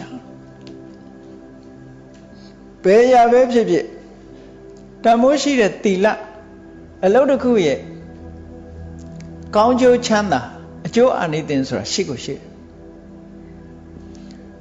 အကျိုးအာနိသင်ဆိုတာသူကနေပြီးတော့ဖြစ်ပေါ်စေတတ်တဲ့အကျိုးတရားဆိုတာဘယ်ရာမဆိုရှိတယ်နော်ဆူလာနဖာတွေနင်းကန်တောက်လို့ရှိရင်သွေးအန်တယ်ဆိုတာအာနိသင်ပဲအဲ့ဒါဟုတ်လားဝန်းလျှောတဲ့တည့်ရက်ကိုသွားစားရင်ဝန်းလျှောမှာပဲဒါသူကပြောပြုလုပ်တဲ့အာနိသင်ပဲနော်ဘယ်ရာပဲဖြစ်ဖြစ်အာနိသင်တစ်ခုတော့ရှိတာပဲအဲ့တော့သီလကိုစောင့်လာလို့ရှိရင်ထိုသီလရဲ့သီလကပေးလာတဲ့အကျိုးကျေးဇူးဆိုတာမရှိဘူးလားလို့ဆိုတာရှိတယ်မြတ်စွာဘုရားဟောထားတဲ့သီလရဲ့အကျိုးကျေးဇူးတွေမြောက်များစွာဟောထားတယ်ဒါကသဘာဝကပေးတဲ့အကျိုးကျေးဇူးအနေနဲ့မြတ်စွာဘုရားဟောတာပါဒါလို့ရင်ဒါဖြစ်တယ်ဆိုတာလောကမှာပုံသေးကားချက်လို့ရှိနေပြီးသားပဲအဲ့ဒီမှာသီလနဲ့ပြည့်စုံလို့ရှိရင်ဘယ်လိုအကျိုးကျေးဇူးတွေရနိုင်တော့ဆိုကိုချင်းတရားကောင်းတဲ့ပုဂ္ဂိုလ်ဟာနံပါတ်1စီးပွားဥစ္စာဖြစ်ထွန်းတယ်ဟုတ်ပြီကိုချင်းပြပြသွားတဲ့ပုဂ္ဂိုလ်တရားဟာရှိဝိဒစည်းစိမ်နေတောင်မှဆုံးရှုံးသွားနိုင်သေးတယ်လေအဲ့တော့တော့မကြည့်နဲ့ပေါ့လေမௌဒ္ဓတွေလှုပ်ပြီးကြီးပွားနေတဲ့လူတွေမရှိဘူးလားလို့တော့မမေးနဲ့ဟုတ်ကဲ့လားမௌဒ္ဓလှုပ်လို့ကြီးပွားတယ်ဆိုတာမရှိဘူးလားဆိုရှိတာပေါ့သို့တော့အဲ့ဒီမௌဒ္ဓလှုပ်လို့ရတဲ့စီးပွားဟာတည်ငြိမ်သလားဆိုမတည်ငြိမ်ဘူးမတည်ငြိမ်ဘူးအဲ့တော့ဒီနေရာမှာစည်းစိမ်ဥစ္စာရတယ်ဆိုတာတည်ငြိမ်တဲ့အနေနဲ့ရတယ်တဘဝတည်းလည်းမကြည့်နဲ့သီလကြောင့်စည်းစိမ်ဥစ္စာတွေရတယ်ဆိုတာဒီဘဝတည်းရတာမဟုတ်ဘူးနောက်ဘဝတွေဆက်ဆက်ရနိုင်တယ်လို့ဒီလိုဆိုနောက်တစ်ခုကဘာလို့ဆိုရင်ကောင်းတဲ့ရင်ကြော်စောတယ်ကိုကျင့်တရားကောင်းတဲ့ပုဂ္ဂိုလ်ဟာတရင်ကောင်းထွက်တယ်လောကမှာလူတွေချင်းချင်းမှလည်းပဲကောင်းတဲ့ရင်နဲ့ဆိုးတဲ့ရင်ဆိုတာရှိနေတတ်တယ်ကောင်းတဲ့ရင်ဆိုးတဲ့ရင်ဆိုတာရှိတတ်တယ်ကောင်းတဲ့ရင်ဆိုတာဖြည်းဖြည်းမှလာတာဆိုးတဲ့ရင်ကအမတန်မှမြန်တယ်အဲ့ဒါကြောင့်မို့စာပေကျမ်းကမှာရေးထားတာလေးတစ်ခုရှိတယ်ခုနာနာမတဏိကံအာကိသန္တိဂုံတရင်နေဆိုတာတဖြည်းဖြည်းမှရလာခုလို့ခုရတာမဟုတ်ဘူးတဲ့ဂုံတရင်ဆိုတာတဖြည်းဖြည်းတက်တယ်ဒေါသောခိပ္ပမေဝပတ္ထရတိမကောင်းတရင်ကြတော့ချက်ချင်းပြတ်နေတယ်ဒီလိုဆိုတယ်ဒါလောကသဘာဝမှာဒီတိုင်းပဲရှိတယ်အဲ့တော့ကိုချင်းတရားကောင်းတဲ့ပုဂ္ဂိုလ်ရဲ့ဂုဏ်သတင်းဟာပြတ်နှံ့တယ်လို့ဒီလိုပြောတာနော်အဲ့တော့နောက်တစ်ခုကဘာတုံးလို့ဆိုတော့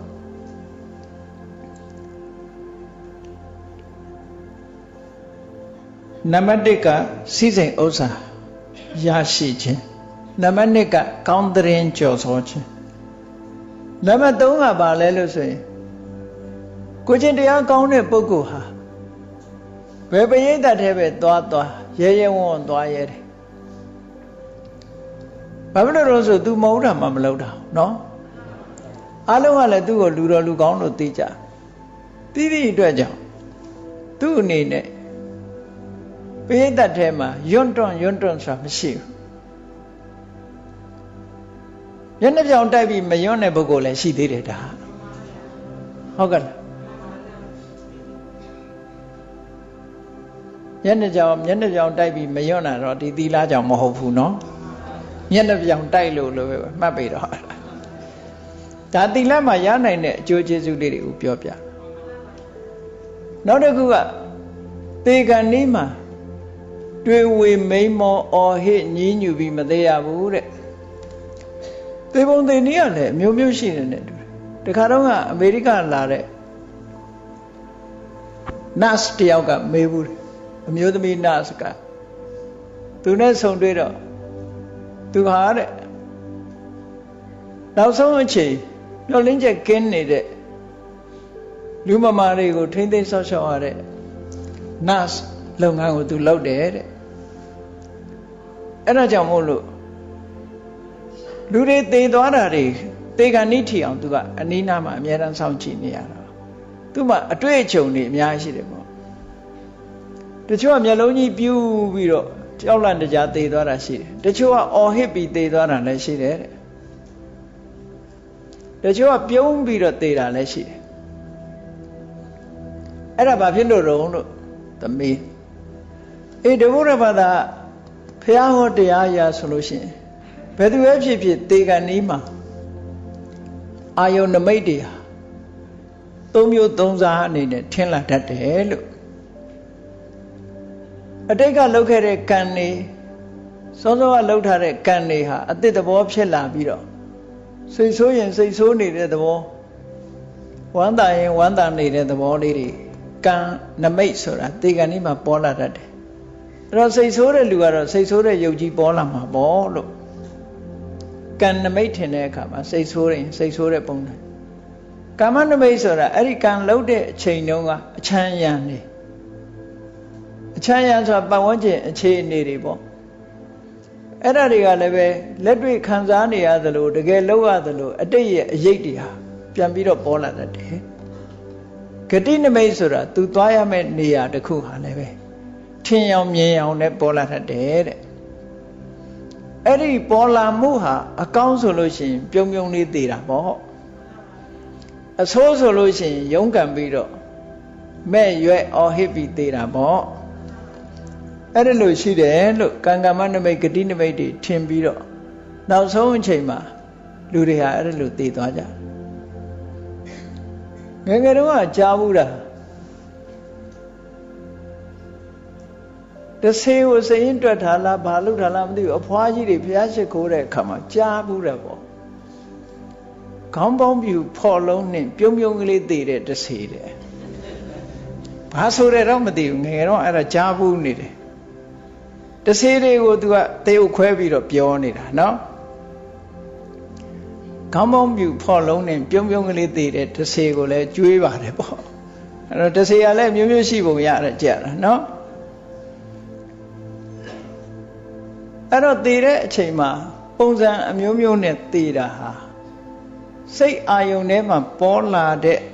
အယိတ်နမိတ်တွေကြောင့်လူရဲ့ပုံသဏ္ဍာန်ဒီတိုင်းဖြစ်တာပေါ့ဒါကြောင့်မို့လို့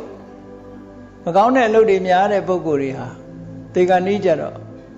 လူနဲ့ကြီးတွေကသူ့ကိုလာဆွဲခေါ်တယ်တို့အဲ့လိုဟာမျိုးတွေအာယုန်နမိတ်ထဲမှာပေါ်လာသူတော့မြင်ရတယ်ကြံတဲ့လူတွေမမြင်ဘူးကောင်းတဲ့ပုဂ္ဂိုလ်တွေကြတော့နတ်ပြည်ကနာယထာတွေစိုက်ပြီးလာခေါ်နေတယ်လို့ဓမ္မိကဥပဒကတို့ဆိုလို့ရှိရင်တရားနာနေတော့ရှိသေးတယ်နတ်ပြည်ကနာယထာ80သူ့မျက်စိထဲမှာမြင်လာ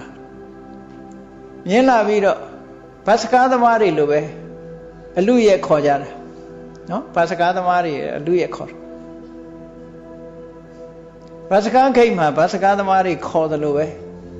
စတုမာရိနတ်ကလာတဲ့လူကလည်းသူ့စီလိုက်ခဲ့ပါတာဝရိန္ဒာလာတဲ့ယထာသမားကလည်းသူ့စီလိုက်ခဲ့ပါနဲ့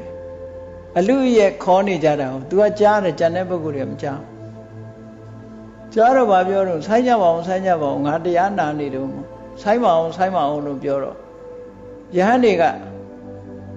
မဟာသရိပရဏတုတ်ကိုရွတ်ဖတ်ပြီးတော့ပေးနေတဲ့ယဟန်တော်တွေကဆိုင်းပါအောင်ဆိုတော့သူတို့ဆိုင်းခိုင်းတာမှတ်ပြီးရက်ပြီးကြောင်းပြန်ကြွသွားကြတယ်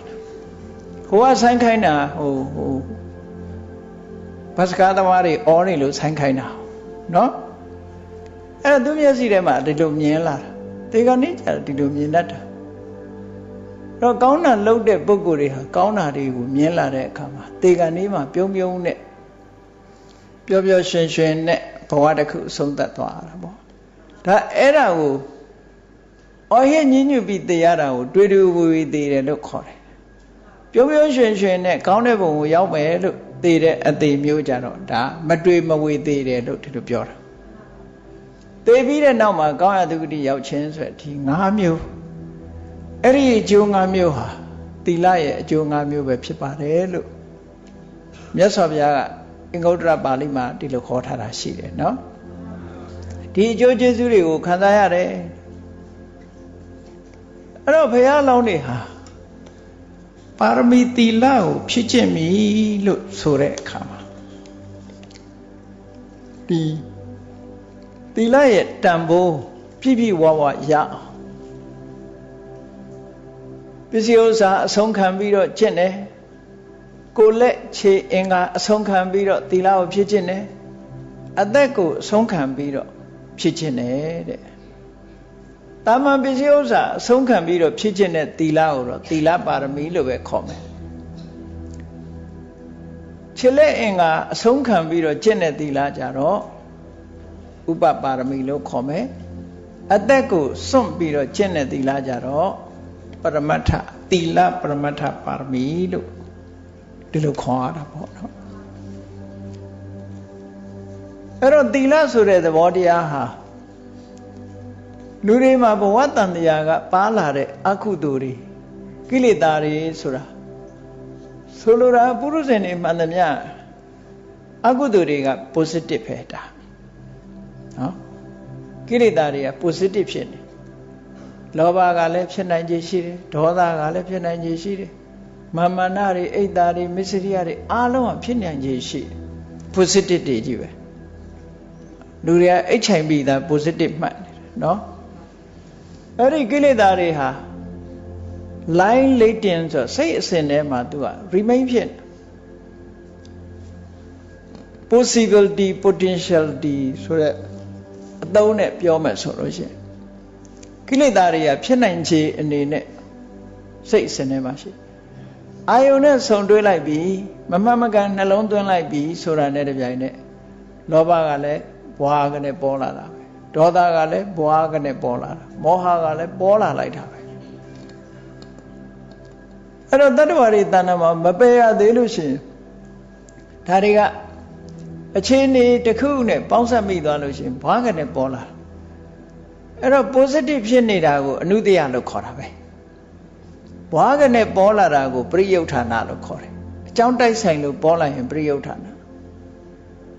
ပေါ်လာပြီးတဲ့နောက်မှာထိုပေါ်လာမှုကြောင့်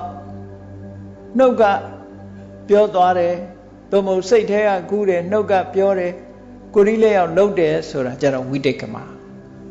အဆင့်30နဲ့နေတာပေါ့နော်အဲ့တော့အဆင့်30ဆိုတာ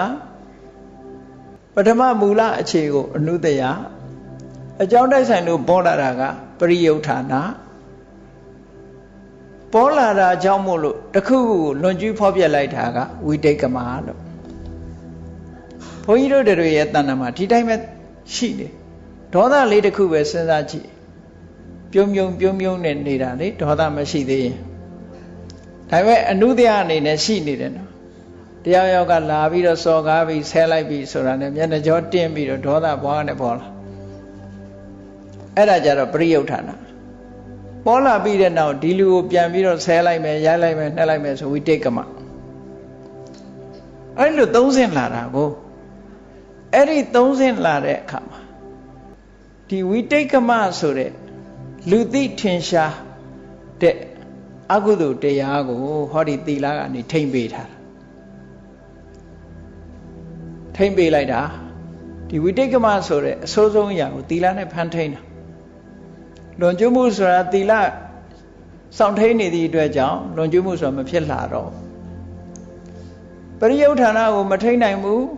အနုတ္တယကိုမထိန်နိုင်ဘူးပရိယုဋ္ဌာဏကြတော့ဘယ်သူကထိန်တော့ဆိုတတိတို့တမာတိတို့ကနေထိန်လိုက်တာတဲ့သို့တော့တတိတို့တမာတိတို့ကအနုတ္တယကိုမပယ်ဖြတ်နိုင်ဘူးအနုတ္တယကြတော့အတိညာနဲ့မှပယ်ဖြတ်နိုင်တယ်လို့ဆိုလို့တယ်အဲ့ဒါကတော့မက်ဆိုတဲ့အဆင့်ရောက်တဲ့အခါမှာ तू ကဖယ်ရှားပြနိုင်တယ်ဆိုအဲ့ဒါလို့အနုတ္တယဖယ်ရှားလိုက်မှတရားတွေကမဖြစ်တော့ဘူးလို့ပြောလို့ရတယ်နော်အနုဘောဆိုလို့ရှိရင်အခြေအနေတစ်ခုရှိနေအခြေအနေတစ်ခုရှိနေအဲ့တော့ဘုရားလုံးနေသီလပါရမီဖြည့်တဲ့အခါမှာအသက်ဆုံးပြီးတော့ဖြည့်ကြဥပမာတစ်ခုကြည့်အောင်ဘူရိဓတ္တသူ့နာမည်ကတော့ဓတ္တပဲသို့တော့အဗ္ဗဓမ္မဉာဏ်ကြီးလို့ သူ့ကိုဘူရိတတလို့ခေါ်တယ်ဘုရားလောက်နဂါမင်းကြီးပေါ့နော်နဂါပြေမှာဆိုလို့ရှိရင်သူကဘယင်ပဲဘယင်သားပဲအဗ္ဗဓမ္မချမ်းသာတယ်သို့တော့နဂါပြေမှာသီလစောင့်မှုရခဲရင်တယ်ဒါမှမဟုတ်လူပြေလာကြတယ်လူဘဝတန်မိုးရှိလို့တောင်မို့လို့လူဘဝရခဲ့တယ်လို့ပြောတာလူဘဝသီလစောင့်တည်ခြင်းလည်းရတယ်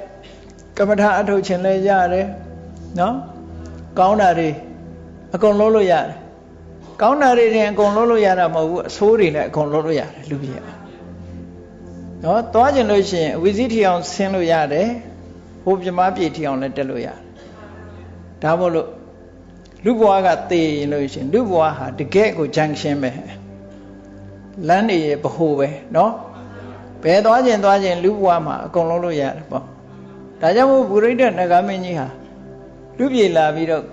သီလဆောက်တည်တယ်လူပြေဆိုတာအမတန်မှတိရစ္ဆာန်တွေဖို့ကြတော့လူပြေကအန္တရာယ်လွန်များတယ်ဟုတ်တယ်တိရစ္ဆာန်ဖြစ်ရတာလူတွေနဲ့နီးပြီဆိုရင်အန္တရာယ်ပေးတယ်လူတွေကအန္တရာယ်အမတန်မှပေးတတ်တယ်အဲ့တော့လူပြေလာပြီးတော့သူသီလဆောက်တည်ရတယ်ဆိုတဲ့အချိန်မှာသူ့ကိုယ်သူစွန့်ပြီးတော့လောက်ရတာနဂါဆိုတာမွေပဲလေမွေဆိုတော့မွေရဲ့ခန္ဓာကိုယ်ကရှည်ရှည်ကြီးပေါ့အဲ့တော့တောင်မိုးတစ်ခုနားမှာသီလဆောက်တည်ပြီးတော့နေတယ်သူကသူသီလဆောက်တည်တဲ့အခါမှာသူ့စိတ်ထဲမှာဘယ်လိုဆုံးဖြတ်လဲဆိုရင်မွေဆိုရင်အလံပဲသမားကလည်းလာဖမ်းတာပဲအဲ့တော့ဗမာပြည်မှာတော့ပကြီးဆရာတွေရဲ့ကောင်းမှုကြောင့်နဂါဆိုရင်အမောက်ကြီးနဲ့မှနော်နဂါဆိုအမောက်ကြီးနဲ့မှလို့ဒီလိုထင်အိန္ဒိယတို့ဘင်္ဂလားဒေ့ရှ်တို့မှာကောဘရာဆိုတဲ့မွေဟောက်ကြီးတွေကိုနာဂလို့ပဲခေါ်တယ်သူတို့စီမှာနာဂလို့ခေါ်တယ်နဂါဆိုတာနာဂကိုပြောတာပဲလေအိန္ဒိယတခါရုပ်ရှင်တစ်ခုရိုက်ထားတာနာဂီဆိုတဲ့ဇာတ်လမ်းတစ်ခုရိုက်ထားရှိဘာနဲ့ရိုက်ထားတော့ဆိုခေါင်းကကောဘရာမွေနဲ့ရိုက်ထားအဲ့ဒီကောဘရာဆိုတဲ့မွေကိုဖမ်းတဲ့အကောင်ကဂလုံနဲ့အဲ့တော့ဂလုံဆိုတာလည်းဘယ်ရောက်နေမှမသိတော့တကယ်ကတော့ဂလုံဆိုတာလင်းယုံငှက်ကြီးတွေကိုပြောတာဒါတကူရှိတာတော့သူတို့ကကမ္မစိတ်တိကတော့ရှိကြတာပေါ့နော်တာမန်မဟုတ်ဘူးအမျိုးသားတွေကတော့အမျိုးမျိုးရှိတယ်ပေါ့ဒါကြောင့်မို့မဟာသမယတုတ်ထဲမှာဒိဋ္ဌာဓိစာပက္ခိဝိတုဒ္ဓစက္ခုလို့ဂလုံကိုပြောတဲ့အခါမှာဒိဋ္ဌာဓိစာနတ်ငှက်လို့ဒီလိုပြောတာနော်ဒိဋ္ဌာဓိစာပက္ခိတဲ့အတောင်ရှိတယ်ဝိတုဒ္ဓစက္ခုအမြင်ကအမတန်မှဆူရှာတယ်လင်းုံငှက်ကြီးတွေကဟိုးဝေးကြီးတွေကဒီမြက်ကြားထဲမှာသွားနေတဲ့မွေကိုမြင်တယ်အမတန်မှသူတို့မျက်စိကအမတန်မှစွမ်းထက်တယ်ဒါကြောင့်မို့မွေမြင်ထိုးဆင်းလာပြီးတော့အဲ့ဒါတုတ်သွားတာပဲနော်တွေ့ဘူးကြလိမ့်မယ်ရေထဲနေတဲ့ငါးတောင်မှပဲအပေါ်မှာလှိုင်းထနေတာကိုကြည့်တာနဲ့သူကငါးအပေါ်နာရောက်တယ်ဆိုရင်ထိုးဆင်းလာပြီးတော့အမတန်မှတန်မာတဲ့သူ့ရဲ့ခြေသေးကြီးတွေနဲ့ကုတ်ယူသွားတာပဲတွေ့ဘူးကြပါလိမ့်မယ်တိရစ္ဆာန်တွေအကြောင်းနော်အဲ့တော့ပြောမယ်ဆိုလို့ရှိရင်နဂါဆိုတာကောဘရာဆိုတဲ့မွေတဲကစွန့်ရည်တတ္တိရှိတဲ့ရုပ်ပြောင်းယုံလဲလှုပ်ခြင်းလှုပ်နိုင်မှာပေါ့ဂလုံဆိုတာကတော့လင်းယုံငှက်ကြီးတွေ eagle အဲ့လိုပြောတော့ဘုန်းကြီးအမေရိကမှာအဘိဓမ္မာသင်တန်းတင်ရင်ဂလုံဆိုတာ eagle ကိုခေါ်တယ်နဂါဆိုတာကောဘရာကိုခေါ်တယ်ဆိုတော့ဒကာကြီးတယောက်ကကန့်ကွက်တယ်ဟာရှင်ဘုရားမဟုတ်နိုင်ပါဘူးမဟုတ်နိုင်ဘူးလို့သူကပြောတယ်တကယ်စားရဲမဲ့ကြည့်မယ်ဆိုလို့ရှိရင်ဒီအမျိုးပဲပေါ့နော်ထူးခြားတာတော့ရှိခြင်းရှိမှာပေါ့တာမန်ကောဘရာတာမန်အီဂယ်တော့ဟုတ်ချင်မှာဟုတ်မှာပေါ့နော်အေကောင်းပြီအဲ့ဒီပုရိသနဂါမင်းကြီးဟာလူပြေလာတဲ့အခါဘာအန္တရာယ်ရှိတုံဆိုမွေအလံပဲသမားကဖမ်းပြီးတော့အလံပဲပြဖို့အန္တရာယ်ရှိတယ်အဲ့ဒါကြောင့်မလို့သူ့ထဲမှာဒိဋ္ဌံထားတယ်မွေအလံပဲသမားကဖမ်းလို့ရှိရင်ဖမ်းပါစေငါအသက်သေးခြင်းသေးပါစေသူ့ကိုငါဒေါသနဲ့မတတ်ဘူးသူကားကွယ်ခြင်းအလွယ်လေးရလေမွေအလံပဲသမားအနန္တ ရောက်လိုက်တာနဲ့ဖူးကနေအစိတ်နဲ့မှုတ်လိုက်ရင်ဟိုကောင်ပြဖြစ်သွားနိုင်တယ်ပေါ့သူရဲ့အစွမ်းတတ္တိကဒီလောက်ထိအောင်ရှိတာဟုတ်အဲ့ဒါကိုအသုံးမချဘူးအဲ့တော့ခန္တီဆိုတာမနိုင်လို့သိခန္ဓာမဟုတ်ဘူးနိုင်ရတဲ့နဲ့သိခံမှာခန္တီအဲ့တော့ပုရိသနဂါမင်းဟာသူတွေးတဲ့အတိုင်းပဲအလံမဲ့သမားဖမ်းပြီးတော့အလံမဲ့ပြတယ်ဆိုတာပုရိသနဂါမင်းရဲ့ဇတ်ကိုဖတ်တဲ့အခါမှာဇတ်ကြီးဆက်ဝယ်ထဲမှာဖတ်ကြည့်တွေ့လိမ့်မယ်နော်အဲ့တော့သူ့ရဲ့ခန္ဓာကိုယ်အငြင်းဆဲနှိမ့်ဆက်ခံပြီးအသက်ဆွန့်ပြီးတော့သီလကိုဆောက်တည်တာလို့ဒီလိုဆိုလို့တယ်အဲ့ဒါဟာသီလပါရမီဖြစ်ခြင်းအဲ့ဒါလို့ဖြစ်ခြင်းတဲ့ဘဝပေါင်းဟာအမတ္တမများတယ်ဘုရားလောင်းတယ်အမတ္တမများပြီးတော့ပြည့်ပြည့်စုံတဲ့သီလ perfection ဖြစ်အောင်ကိုကျင့်တရားနဲ့ပတ်သက်ပြီးတော့လည်းပဲအစွမ်းကုန်ကြိုးပမ်းအထောက်မှဘုရားဆိုတာဖြစ်နိုင်တယ်ဒါကြောင့်မို့တရားချစ်ခင်သူတော်စင်ပြိဿအပေါင်းတို့ဖျားဖြစ်ဖို့သီလပါရမီဖြစ်ခြင်းတယ်ဆိုတဲ့အခါမှာအသက်ကိုပါစွန့်ပြီးတော့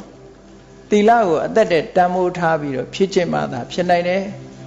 အဲဒီလိုဖြစ်ခြင်းတဲ့သီလရဲ့စွမ်းဆောင်မှုကြောင့်နောက်ဆုံးမှာပါရမီပြည့်ပြီးတော့ထူးခြားတဲ့အည်သွေးတွေရှိတယ်ဖျားဆိုတာဖြစ်ပေါ်လာရတယ်လို့ကိုစီသဘောကျပြီးမြတ်စွာဘုရားရဲ့ပါရမီကျင့်စဉ်တရားတွေကို